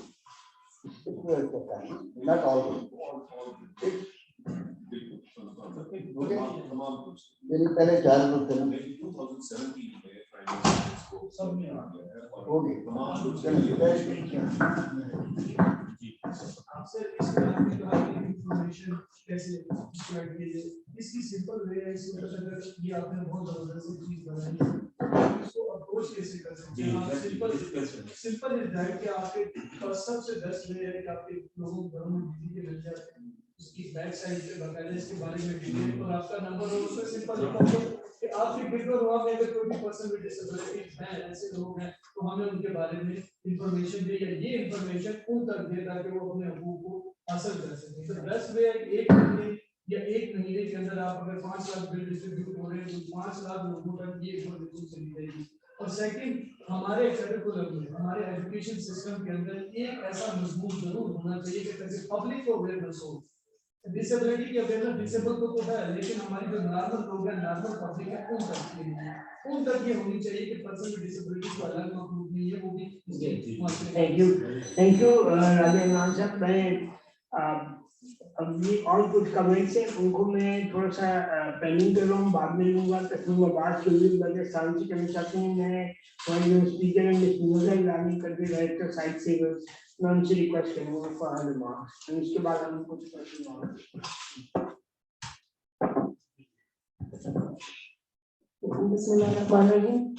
बहुत शुक्रिया आतिफ साहब, अरशद साहब, अजय सजाद साहब, आपने आज की जो मीटिंग रखी है बहुत टाइमली है और बहुत इम्पोर्टेंट है। और ये जानकर खुशी हो रही है कि डिसेबिलिटी काउंसिल जो है बहुत जल्द फाल हो गई है और इतनी रेगुलर बेसिस पर उनकी मीटिंग्स भी हो रही हैं। और आज की मीटिंग का इनेकाद जो है वो इसकी तरफ निशानदेही भी करता है। 2-3 चीज़ें मैं हाईलाइट करना चाहूँगी। एक तो आपने जो क्वेश्चन रेज किया था regarding dissemination of information and education of the masses, तो उसमें जो सबसे एक इम्पॉर्टेंट एलिमेंट है वो ये है कि आप देखें पाकिस्तान में डिसेबिलिटी मूवमेंट ने तभी तरक्की की जब पर्सन्स विद डिसेबिलिटीज ने खुद अपनी नुमाइंदगी की, जब organisations of persons with disability strengthen हुई, ये लोग घरों से बाहर आए, जो जिसकी निशानदेही शफीक साहब ने भी की कि जब तक घरों से बाहर नहीं आएंगे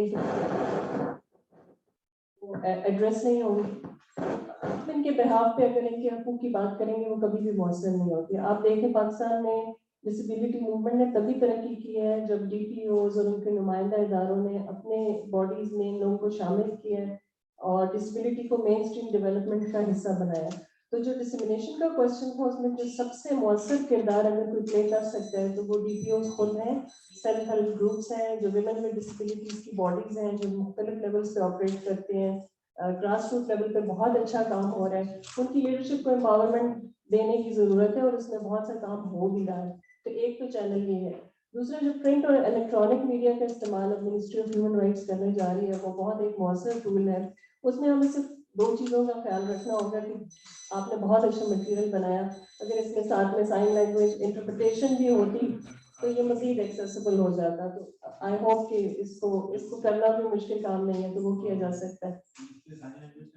ये मैं देखा था क्योंकि हमारा ये ग्रुप इंक्लूसिव है, तो इसमें ये शॉर्टकमिंग है इसमें एडवर्टाइजमेंट, तो वो बहुत आसानी से किया जा सकता है। इसी तरह जो रिटन मटेरियल, पोस्टर्स वगैरह वगैरह या कोई लीफलेट्स इस तरह की चीज़ें डेवलप होती हैं तो उनका ब्रेल में होना ज़रूरी है, क्योंकि बहुत सी ब्लाइंड कम्युनिटीज़ अभी भी ब्रेल का इस्तेमाल करते हैं। और साथ ही साथ कुछ एक्सेसिबल सॉफ्टवेयर होते हैं जिसमें आप टेक्स्ट टू स्पीच अपनी वेबसाइट को एक्सेसिबल बना सकते हैं, और इसमें बहुत ज़्यादा काम हो रहा है और ये इस तरह की एक्सपर्टीज लोकली अब बहुत आसानी से मिल जाती है। एक और चीज़ जिस पर मैं बात करना चाहूँगी वो यूथ विद डिसेबिलिटीज़ की इकोनॉमिक एम्पावरमेंट की बात करना चाहूँगी। उसके बगैर आप कभी भी यूथ को एम्पावर नहीं कर सकते, because once they start earning they वो ऑटोमेटिकली एक फाल फर्द बन जाते हैं, खानदान का भी और मुआशरे का भी। तो हम जैसे इदारे और जो गवर्नमेंट के इदारे हैं, हमें इस तरह की सॉल्यूशंस डेमोन्स्ट्रेट करने की ज़रूरत है जिसमें हम बताएं कि किस तरह से आप एम्प्लॉयर्स को रेडी कर सकते हैं for the employment of youth with disabilities, और किस तरह से आप पर्सन विद डिसेबिलिटीज को खुद रेडीनेस की तरफ ला सकते हैं कि वो सिर्फ नौकरी पे इक्तफा ना करें बल्कि खुद अपना एंटरप्राइज डेवलप करने की और एंटरप्रेन्योरशिप की तरफ आए। और अब तो बहुत सारे मॉडल्स पाकिस्तान में भी डिमॉन्स्ट्रेट हो चुके हैं जिसमें छोटे छोटे इनिशिएटिव्स के तहत उन्होंने इस चीज़ का आगाज़ किया और आहिस्ता आहिस्ता वो माशाल्लाह बड़ी बड़ी ऑर्गेनाइजेशन भी चला रहे हैं, अपने कारोबार चला रहे हैं। इस हवाले से साइट सेवर्स भी बहुत जल्द एक प्रोजेक्ट लॉन्च करने जा रहे हैं जिसमें हम यूथ विद डिसेबिलिटीज की इकोनॉमिक एम्पावरमेंट का एक प्रोग्राम लॉन्च करेंगे, जिसमें हमारी कोशिश होगी कि जितने रेलेवेंट गवर्नमेंट के इदारे हैं जैसे कामयाब जवान प्रोग्राम है, एहसास प्रोग्राम है, इस तरह प्रोविंशियल लेवल पे बहुत से इदारे हैं, उनके साथ मिलके एक तो पॉलिसी लेवल पे चेंज लाई जाए जो कि ऑलरेडी आ रही है गवर्नमेंट के सिस्टम्स के अंदर, लेकिन उसको मजीद प्रैक्टिकल अंदाज से और मौसर अंदाज से करने के लिए हम काम करेंगे। और साथ ही साथ जो कॉर्पोरेट सेक्टर है उसमें बहुत सारे एम्प्लॉयर्स हैं और बहुत सारे इदारे हैं जो कॉर्पोरेट सोशल रिस्पॉन्सिबिलिटी के तहत पर्सन्स विद डिसेबिलिटीज के लिए कुछ करना चाहते हैं लेकिन उनके पास सोल्यूशन नहीं है। तो हम जैसे इदारे जो डिसेबिलिटी सेक्टर में काम कर रहे हैं, हम अब उनके साथ ये करेंगे, हम इस तरह के एग्रीमेंट साइन करेंगे कि हम उनको फाइनेंशियली और टेक्निकली सपोर्ट करें और उनके सिस्टम्स के अंदर इस तरह की इंटर्नशिप और मेंटरशिप के प्रोग्राम्स लॉन्च करें जिसमें वो कोहॉर्ट की बेसिस पे यूथ विद डिसेबिलिटीज को इंडक्ट करें, उनको ट्रेन करें और फिर उसमें से जो जिस तरह टेलेनॉर और मोबिलिंक और इन लोगों ने ऑलरेडी इस तरह के प्रोग्राम लॉन्च किए हैं, तो हम इसको जरा ज्यादा मैसिव स्केल पे लेके जाना चाहते हैं। तो इकोनॉमिक एम्पावरमेंट ही एक बहुत इंटीग्रल कंपोनेंट है पर्सन्स विद डिसेबिलिटीज के लिए, ओवरऑल इनकी राइट्स की प्रोटेक्शन के लिए। और आखिरी चीज मैं सस्टेनेबल डेवलपमेंट गोल्स के हवाले से करना चाहूँगी। हम सब लोग उसकी बार बार बात करते हैं, leave no one behind agenda की बात करते हैं।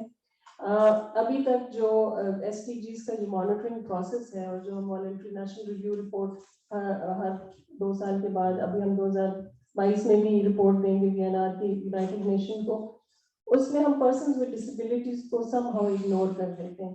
और लेकिन अच्छी बात यह है कि जो प्रीवियस VNR की रिपोर्ट थी उसमें डिसेबिलिटी को बहुत मौसर अंदाज से एड्रेस किया गया और I give the credit to the ministry of planning and development जिन्होंने इस इशू पर बहुत क्लोजली हमारे साथ और हमारे जैसे लाइक माइंडेड ऑर्गेनाइजेशंस के साथ काम किया। VNR प्रोसेस की जो कंसल्टेशन थी उसमें पर्सन्स विद डिसेबिलिटीज और उनकी जो रिप्रेजेंटेटिव DPOs थी उनको शामिल किया and as a result of that consultation उस रिपोर्ट में 15 से ज्यादा रेफरेंसेस दिए गए हैं डिसेबिलिटी के, जो इस आज से पहले कभी भी नहीं हुआ पाकिस्तान की हिस्ट्री में।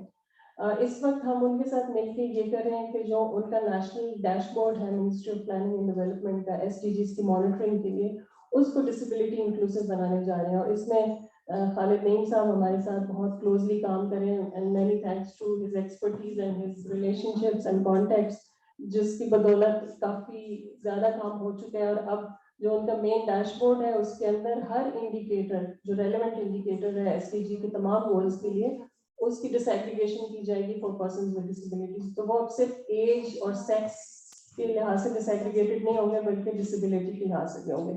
तो आई नो कि इनिशियली उसमें शायद कोई डेटा रिपोर्ट ना हो, बट दैट्स फाइन, क्योंकि अब ये इदारे उसके लिए अपने आप को रेडी करेंगे।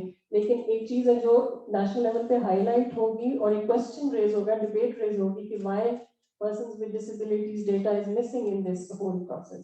तो ये भी एक पॉलिसी लेवल की चेंज है जो इंशाल्लाह इस पूरे प्रोसेस को मजीद डिसेबिलिटी इंक्लूसिव बनाएगी। मैं बहुत ज्यादा टाइम नहीं लूंगी, मुझे पता है टाइम कंस्ट्रेंट्स हैं, so over to Atif. Thank you.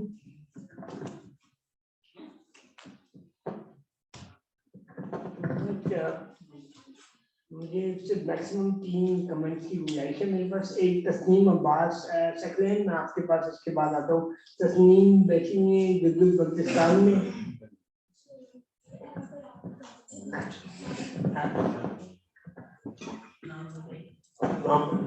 अस्सलाम वालेकुम, आवाज आ रही है मेरी?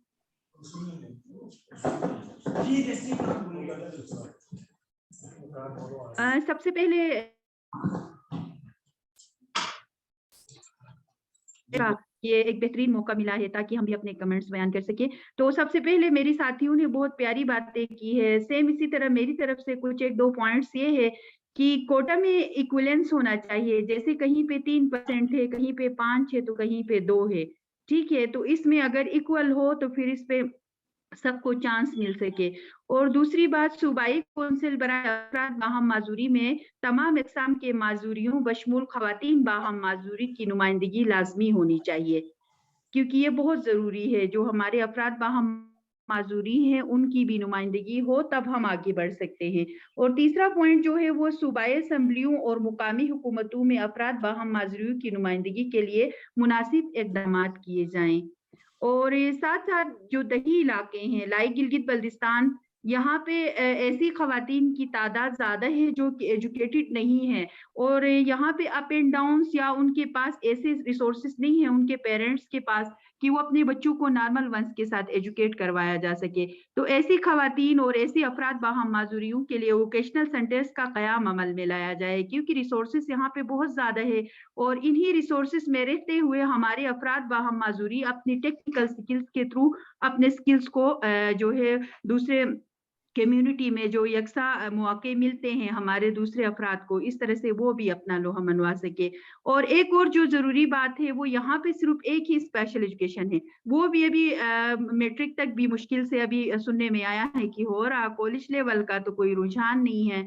और वो पेरेंट्स जो अपनी बच्चों को किसी भी तरह नॉर्मल वंस के साथ एजुकेट तो करवाते हैं, लेकिन उनको आगे बेचना बहुत मुश्किल होता है हायर स्टडीज के लिए, लाइक इस्लामाबाद और अदर सिटीज में। और इसी तरह जैसे कि मैं एक इदारा चला रही हूँ, दारुल हुनर फाउंडेशन, स्पेशली अपनी मदद आपके तहत हम कम्युनिटी की खवातीन को एजुकेशन देने की भी कोशिश कर रहे हैं, साथ साथ स्किल्स की। तो इस तरह की जो अपनी मदद आपके तहत चलने वाले इदारों के लिए गवर्नमेंट की तरफ से हमें फुल सपोर्ट चाहिए, ताकि हम इसी को आगे बढ़ाए और साथ साथ जहां हमारे ऊपर लोगों का एक उम्मीद है, एक भरोसा है, उसको हम कामयाब तरीके से आगे लेके जा सके। ये कुछ पॉइंट्स मेरी तरफ से थी। Thank you.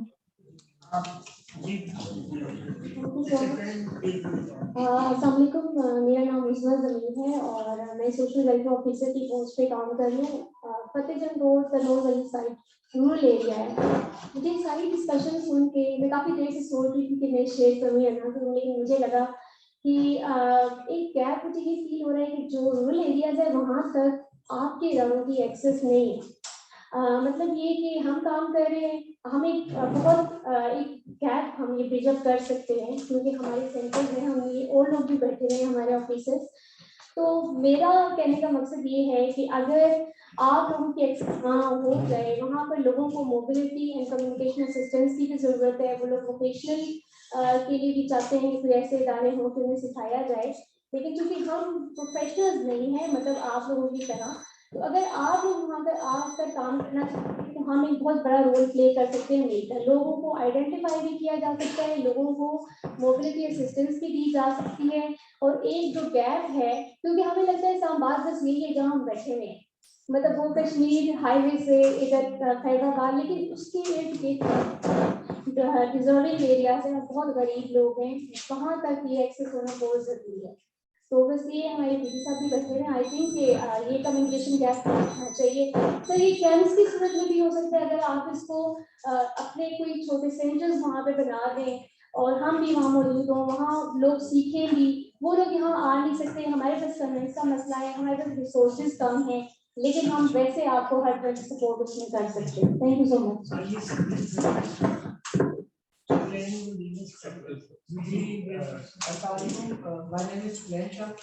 और सब लोगों ने डिस्कशन की।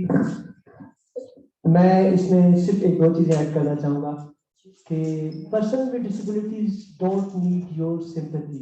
हमदर्दी नहीं चाहिए, neither we need charity nor sympathy.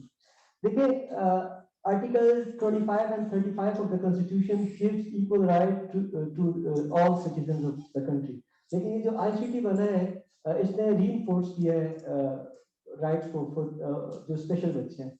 तो इसमें मैं दो चीजें ऐड करना चाहूँगा। देखिए जो पर्सन विद डिसेबिलिटीज को वर्कफोर्स में जब आप ऐड करते हैं तो salary should be given on the basis of their needs rather than any other mechanism. For example, मैं आपको एग्जांपल देता हूँ, जैसे ये मेरा भाई है, ये रेंट के घर में रह रहा है, घर का जो रेंट है वो 20,000 है और इसकी सैलरी जो है वो 18,000 है, तो इससे प्रॉब्लम होगी। सिमिलरली मैं चाहता हूँ कि जो person with disabilities higher position पे है उन्हें भी थोड़ा सा सेक्रीफाइस करना चाहिए और मिनिस्ट्री ऑफ ह्यूमन राइट्स को और जो CRPT है इन दोनों इदारों को एम्पावर करना चाहिए। फंड्स की क्योंकि मुझे पता है कि रिसोर्सेज बहुत ज़्यादा कम है, ऑलरेडी कल मैं न्यूज़ में देख रहा था इमरान खान सर जो स्पीच कर रहे थे, तो जो हमारे डोनर्स हैं, इंटरनेशनल डोनर्स हैं, इनको हमारे सोशल इंस्टीट्यूशंस को एम्पावर करना चाहिए, DPOs को एम्पावर करना चाहिए। इसके अलावा एक और चीज़ मैं ये ऐड करना चाहूँगा कि in this modern era we are talking about white pens, but ये है कि ब्लाइंड बच्चे जो है ऑफलाइन क्लास में बात कर रहे हैं तो जस्ट वाइट पेन्स की बात करते हैं इनके लिए, जबकि इनके लिए एक्सेसिबल गैजेट्स का होना बड़ा जरूरी है। मतलब जो एप्पल की डिवाइसेस हैं वो काफी एक्सेसिबल है। कल अल-शिफा ट्रस्ट में मैं देख रहा था कि वो my over cam my eye device वो $4,000 की है, वो फ्री ऑफ कॉस्ट ब्लाइंड बच्चों को दे रहे हैं। तो एक्सेसिबल गैजेट्स का होना जरूरी है। दूसरा इकोनॉमिक एम्पावरमेंट की बात की मैंने, तो देखिए 2,000 पर मंथ या 10,000 या 25,000 पर ईयर जो बैतुल माल दे रहा है, ये चैरिटेबल अमाउंट होती है, वैसे अच्छी चीज है। लेकिन ये जो पोस्ट ग्रेजुएट जो पर्सन विद डिसेबिलिटीज है, जो पढ़े लिखे हैं, उन्हें एक हैंडसम अमाउंट दी जानी चाहिए ताकि जब तक उनकी जॉब नहीं लगती तो अपने तमाम एक्सपेंडिचर्स को अफोर्ड कर सकें। और मेरी लास्ट जो सजेशन है इसको नोट डाउन कीजिए।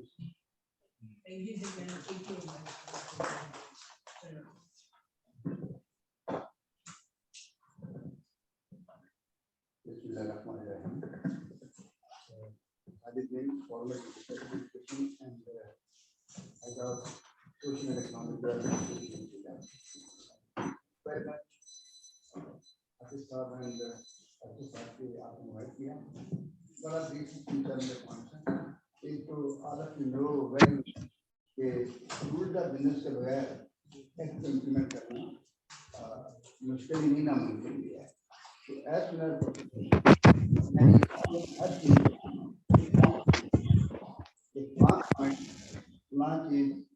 प्लान डेट तक हम मुकम्मल कर लेंगे।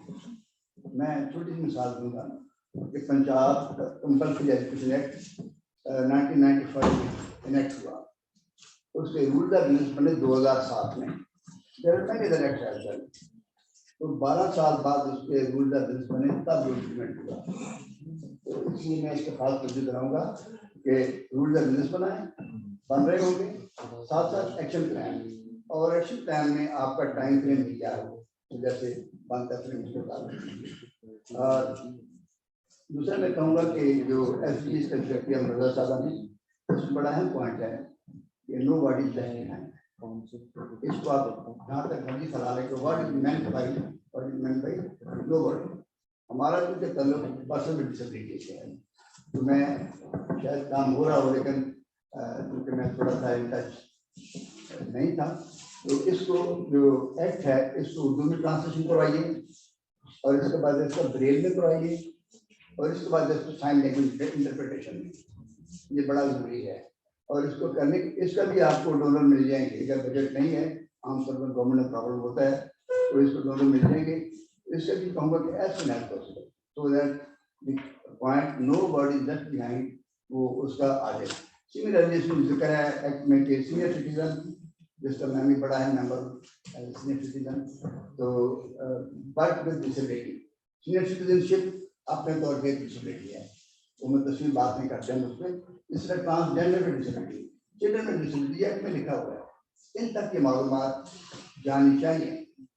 उसकी चाहे हेल्प लें यूनिट काउंसिल की या हमारे बड़े माशाल्लाह ऑन सोशल अफसर यहाँ कुछ बैठे हुए हैं, कुछ फील्ड में होंगे, उनकी खिदमत कीजिए। Very hard working, I know them since the last 40 years in Islamabad. दूसरा मैं कहूँगा कि इस्लामाबाद जो है ये ICT, इसकी आबादी तकरीबन 20 लाख है, जो मैंने लेटेस्ट देखी 2020 की जो इंफॉर्मेशन थी पाकिस्तान ब्यूरो स्टैटिस्टिक्स की। और हमारी कोई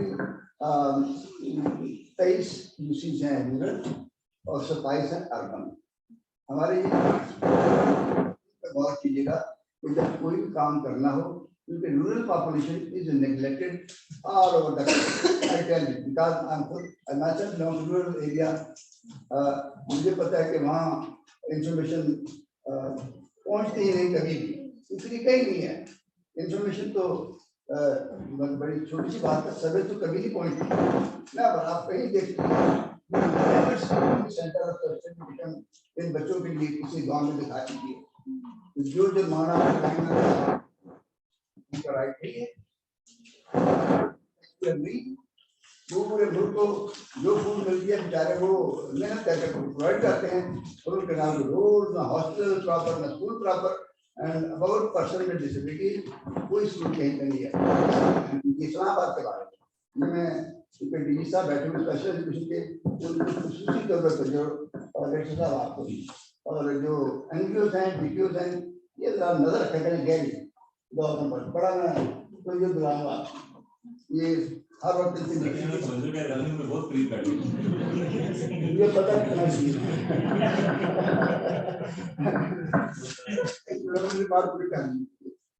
फिर इसमें मेंबरशिप जो है काउंसिल की वेरी गुड अच्छी कंपोजिशन है।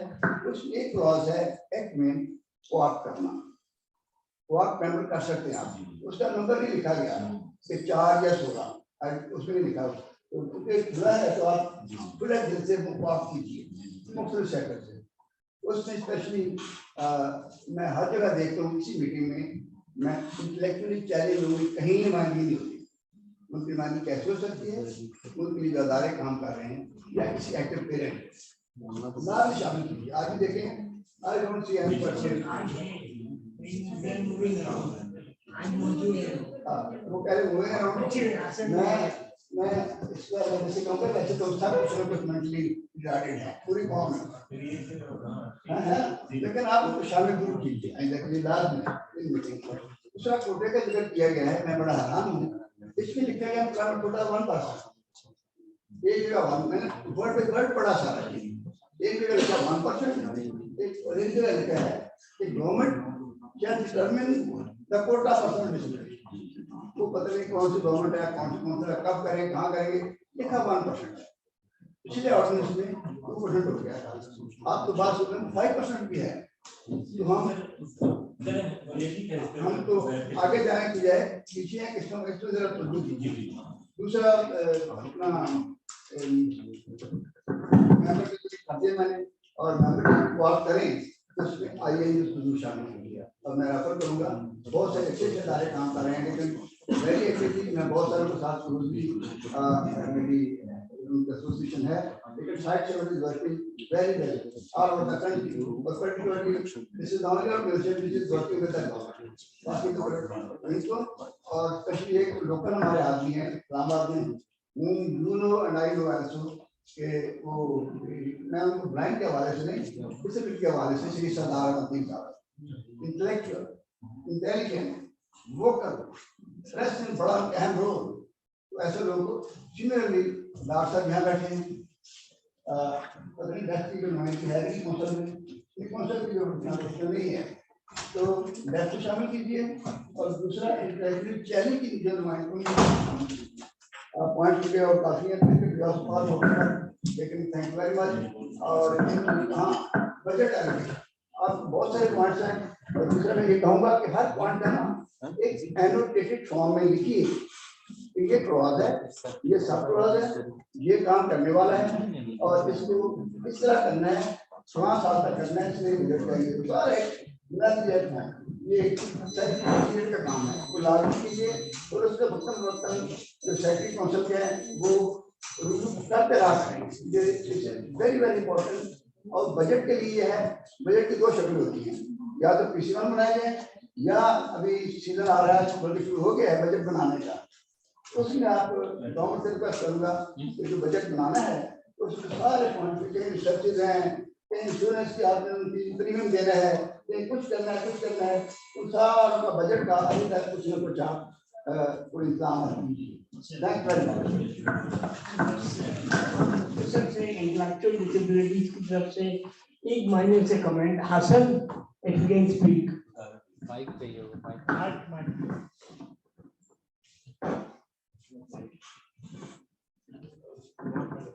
Assalamualaikum, my name is Hasan Zaid, and I'm living with intellectual disability. क्योंकि हमारे जो है वहाँ में वो इंटेलेक्चुअल डिसेबिलिटी को बिल्कुल प्रायोरिटी नहीं दी जाती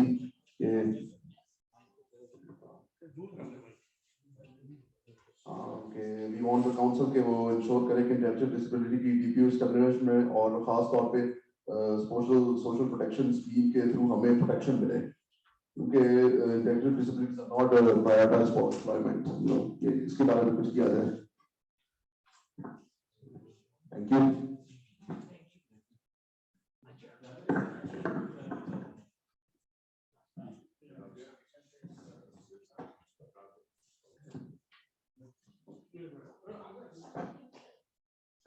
अस्सलाम वालेकुम, मेरा नाम राबिया जहांगीर है, मैं सोशल ऑफिसर हूँ। जैसे सर नईम ने कहा कि रूरल कम्युनिटी तक ये अप्रोच नहीं है, हमारा ये लॉ जो है ये इट्स अ 2-वे प्रोसीजर। साथ ही साथ ख्याल ये है कि जो हम काम कर रहे हैं लॉ और लॉ मेकिंग पे वो कैरी ऑन रहना चाहिए और इंशाल्लाह with the passage of time इसमें इम्प्रूवमेंट आती रहेगी। लेकिन इसका एक दूसरा पहलू है रूरल एरियाज और वो बैकवर्ड एरियाज, वहां पे ये कवानीन हमारे नहीं पहुंच सकते, वहां पे जो मौजूद लोग हैं उनको रिहेबिलिटेट करने के लिए, उनको फैसिलिटेट करने के लिए जरूरत है कि हम उनके लिए शेल्टर होम्स बनाएं, वो डेवलप करें। यूजुअली होता ये है कि जब रूरल एरिया में कोई डिसेबल बच्चा या इस होता है तो लोग उसको अंडरस्टैंड नहीं करते, उसको कहा जाता है ये साई है, ये अल्लाह लोग हैं। इन मैनी केसेस उसको जंजीरों में बांध दिया जाता है या इनको भीख मांगने पे या दुआई करने पे लगा दिया जाता है। तो ऐसे बच्चों को रिकवर करना हमारे लिए बहुत जरूरी है। अगर हम इसी रूटीन से चलते रहे लॉ के साथ तो डेफिनेटली इनके बेनिफिट उन तक पहुंचेंगे, लेकिन शायद कोई एक दिक्के लग जाए। लेकिन अगर हम इसके साथ एक ऐसा एक्ट में हम एक इसका हिस्सा बनाते हैं जिसमें हम उनको रिकवर कर सके, उन बच्चों को, वो उनके पेरेंट्स उनके रिलेटिव एजुकेटेड नहीं है, वो इन बातों को नहीं समझेंगे, उनको हम रिकवर कर सके और उनको कोई शेल्टर प्रोवाइड कर सके। ये कोई एक हमें जापान सोशल वेलफेयर की विजिट करने का मौका मिला, तो वहां पे उनके 2 तरह के शेल्टर जो थे हाउसेस काम कर रहे थे। एक डे केयर जिसमें आप अपने स्पेशल बच्चों को, स्पेशल लोगों को छोड़ते हैं और वो उनकी फुल डे या हाफ डे केयर करते हैं, जिसमें उसकी रिक्रिएशनल एक्टिविटीज आती हैं, उनको एजुकेट किया जाता है एक्सेट्रा। और दूसरा एक फुल टाइम जिसमें ऐसे बच्चों को रखा जाता है जिनको सोसाइटी एक्सेप्ट नहीं करती। तो मेरा ये ख्याल है, मेरी ये रिक्वेस्ट है कि इन पॉइंट्स को भी किसी ना किसी तरह इसमें ऐड किया जाए, क्योंकि जस्ट लॉ इट्स ओके, मतलब ये जरूरी है, लेकिन इसके साथ एक रिकवरी और शेल्टर का एलिमेंट भी होना चाहिए। Thank you.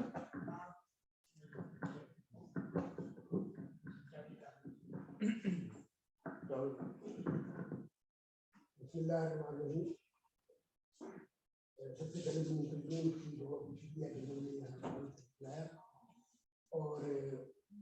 कम वक्त में आप लोगों ने और हमारे जो और इन तमाम ने बड़े कम वक्त में अब तकरीबन 32 फंक्शन क्लॉजेस और उस 32 फंक्शन क्लॉजेस को इम्प्लीमेंट करने के लिए पूरा और इसमें कोई चीज छोड़ी नहीं गई। PWDs के right from the embryonic stage up to their क्या कहते हैं going to youth, adolescence, childhood और फिर intermediate stage, old age तक तमाम पहलू में कवर है। सिर्फ बात आती है इसकी implementation की। We need a very strong implementation mechanism। इसके बगैर ये तमाम सारी हमारी चीजें आपकी लिमिटेशन भी है ह्यूमन राइट्स की।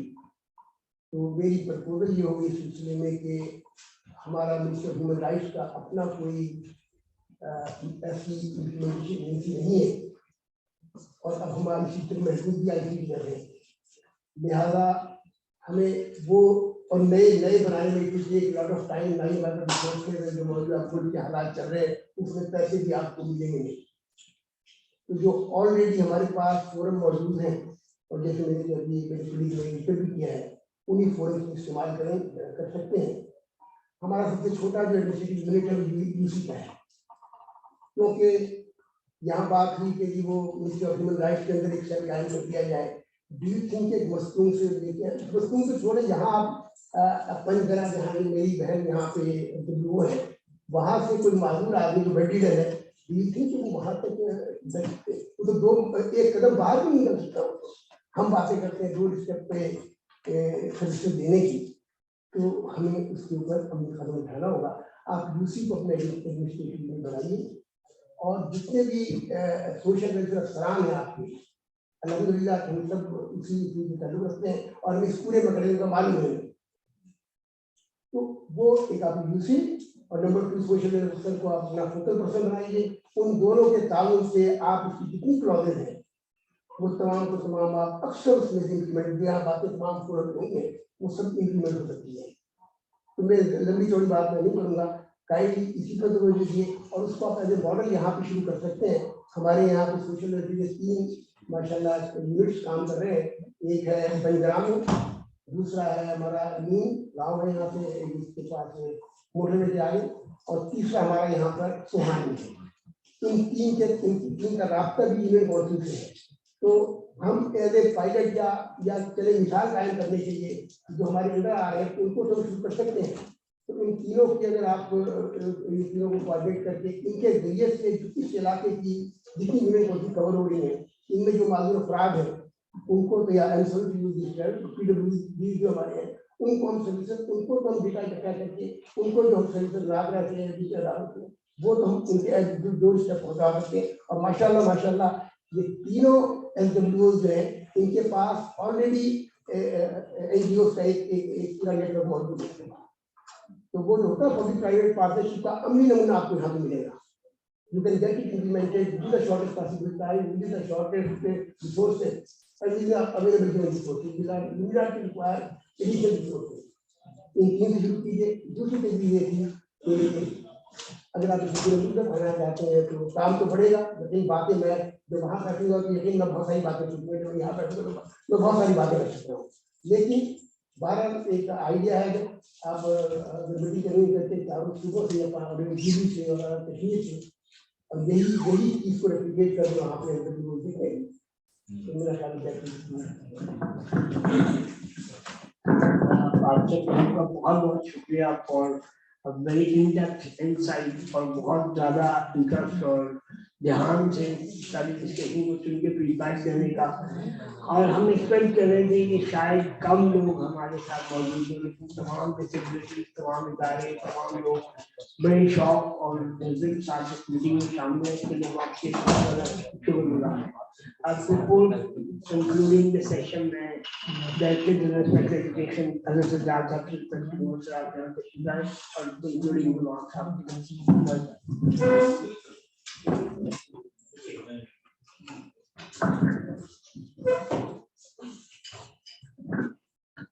बिस्मिल्लाहिर्रहमानिर्रहीम। मैं सबसे पहले जनाब आतिफ साहब और उनकी टीम और खास तौर पे मैं समझता हूँ कि मोहम्मद अरशद साहब डायरेक्टर जनरल ह्यूमन राइट, जब से हम लोग special education ministry of human rights के साथ है, इनकी भरपूर कोशिश रही है कि हम हर मकाम पे पर्सन विद डिसेबिलिटी के लिए जहाँ जहाँ हमारी एफर्ट हो सकती हैं, हम उनके लिए कुछ न कुछ ऐसे उनका सब्सिडी फैसिलिटेशन के लिए जो हो सकता है वो मैक्सिमम कोशिशें हैं। इसमें कुछ कोशिशें मैं आपको बताता चलूँ कि DGS में कोई तकरीबन पिछले 2 साल से एक मोबाइल ऐप का जो है, मोबाइल ऐप जो है हर आपने अपने मोबाइल पे अगर आप करना चाहें कि DGS क्या सर्विस दे रहा है, रेफरल सर्विस कौन सी है, ट्रीटमेंट किस तरीके से इनके लिए हो सकता है, तो वो एक सारी चीजें उस मोबाइल ऐप में मौजूद हैं कि हमारे कौन कौन से फोकल पर्सन है जिससे आप रब्ता करें। सेकेंडली सर हालत नहीं साहब, मैं समझता हूँ कि ये हमारे लिए हमेशा रोल मॉडल है, मेरे सीनियर्स हैं, हमने इससे बहुत कुछ सीखा है। सर ने अभी बात की कि रूरल एरियाज में यहाँ पे काफी लोगों ने कहा कि यूनियन काउंसिल सर किस तरीके से हम जा सकते हैं। तो रिसेंटली हमारा इंक्लूसिव एजुकेशन का सर जो प्रोजेक्ट है, इसमें हमने पीरा के साथ लेटर ऑफ अंडरस्टैंडिंग हमारा रिसेंटली हुआ साइन। इसमें जितने प्राइवेट स्कूल्स हैं वो हमारे जो माइल्ड एंड मॉडरेट बच्चे हैं उनको एडमिशन देने के लिए पाबंद होंगे, और उसमें रिलैक्सेशन ऑफ रूल्स का हमने उनसे जिक्र किया है। इसके साथ साथ FD का, फेडरल डायरेक्टरेट ऑफ एजुकेशन का, उनके 423 स्कूल हैं और उन्होंने भी अपना लेटर जो है इशू कर दिया कि हम जितने भी माइल्ड एंड मॉडरेट बच्चे हैं उनके एडमिशन को इंश्योर किया जाए। और हमारी एक बेस्ट एफर्ट है, लेकिन ये एफर्ट तभी कामयाब हो सकती है कि सब लोगों का साथ हो। अभी बात हो रही थी कि DPO जाहिर है कि मेन हमारे बॉडी का कमिटमेंट है कि जब तक उनकी रिप्रेजेंटेशन ना हो, हमारी आवाज उनके आवाज को भी हमने आगे लेके जाना है और उनका सजेशन भी रोशनी में लेके जाना है। सर ये कि हमारे कुछ, क्योंकि इस्लामाबाद में एक कोई भी सर्वे, कोई ऑथेंटिक फिगर नहीं था, हम कोशिश कर रहे हैं कि हम उसको यूनिक एक पायलट प्रोजेक्ट 10 यूनियन काउंसिल के सर्वे से हम स्टार्ट करें और इसमें इंशाल्लाह ताला हम कोशिश आपसे रिपोर्ट जो शेयर भी करेंगे, जिसको भी हो जाएगा, इन प्रोसेस है। इसके साथ साथ विजुअली इम्पेयर्ड के लिए हमारे साथी उन्होंने भी कहा कि इंफॉर्मेशन होनी चाहिए। हमारा एक अपग्रेडेशन सेंटर बना है जो national library and resource centre में, उसमें हायर हमने टेक्नोलॉजी का इस्तेमाल किया और जो भी बच्चा कोई हायर एजुकेशन हासिल करना चाहता है उसको वो तमाम चीजें वो मौजूद होंगी, वहाँ पे अवेलेबल होंगी कि जो वहाँ पे इंफॉर्मेशन, कोई हायर टेक्नोलॉजी, कोई इंफॉर्मेशन लेकर कोई जो उनके PSS के मतलब या दूसरी चीजों के मतलब वो अगर उसको कन्वर्ट करवाना चाहता है वहाँ पे, तो वो हमारे पास फैसिलिटी मौजूद है। और हमारे जितना अक्षय साहब ने कहा ऑर्थोपेडिक वर्कशॉप का, कि ये जर्मन से जो टेक्नोलॉजी वो यूज कर रहे हैं वही हमने कोशिश किया कि हम उसको इनकॉर्पोरेट कर सकें। आप लोगों को जिसको भी कोई स्किल बनाना चाहता है, आपको जरूरत समझते हैं तो DGST के प्लेटफॉर्म पे मिनिस्ट्री ऑफ ह्यूमन राइट्स के और खास तौर पर मैं अक्षय साहब का कहूँगा, आप इनसे भी हर तरह रब्ता कर सकते हैं। और ये सारी कंसल्टेशन जो है हमारे मैसेज को मैं समझता हूँ कि ये रूरल एरिया तक के हर जगह तक जाना चाहिए और इंशाल्लाह अगर आप लोगों के कोऑपरेशन रहे तो हम इसके ऊपर काम करते रहेंगे। Thank you very much. बहुत शुक्रिया तमाम लोगों को,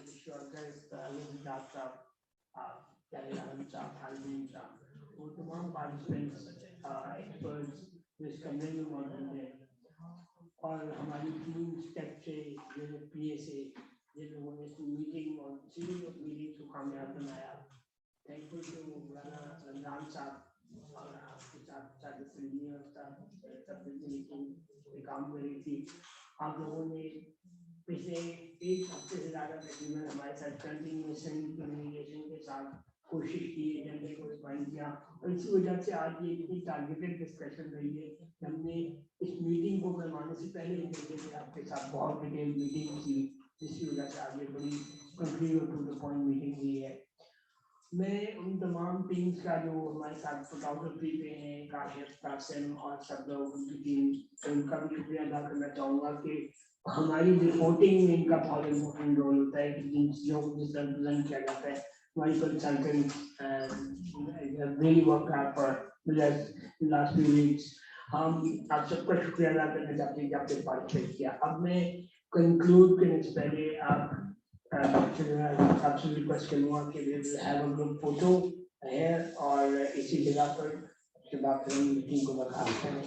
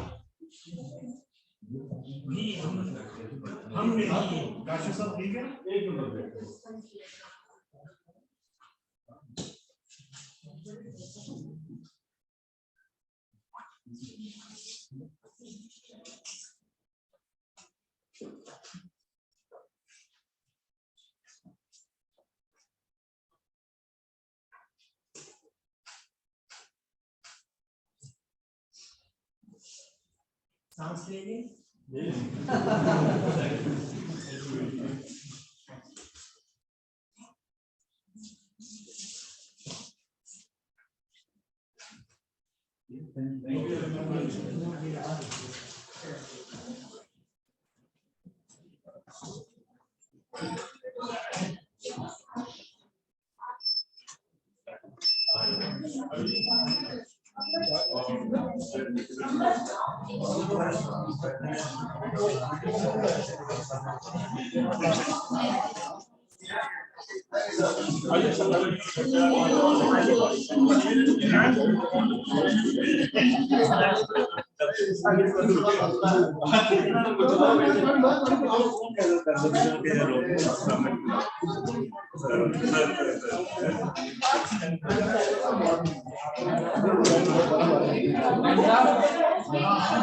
जूम वालों को खाना कैसे देना है? जूम वालों को खाना कैसे देना है?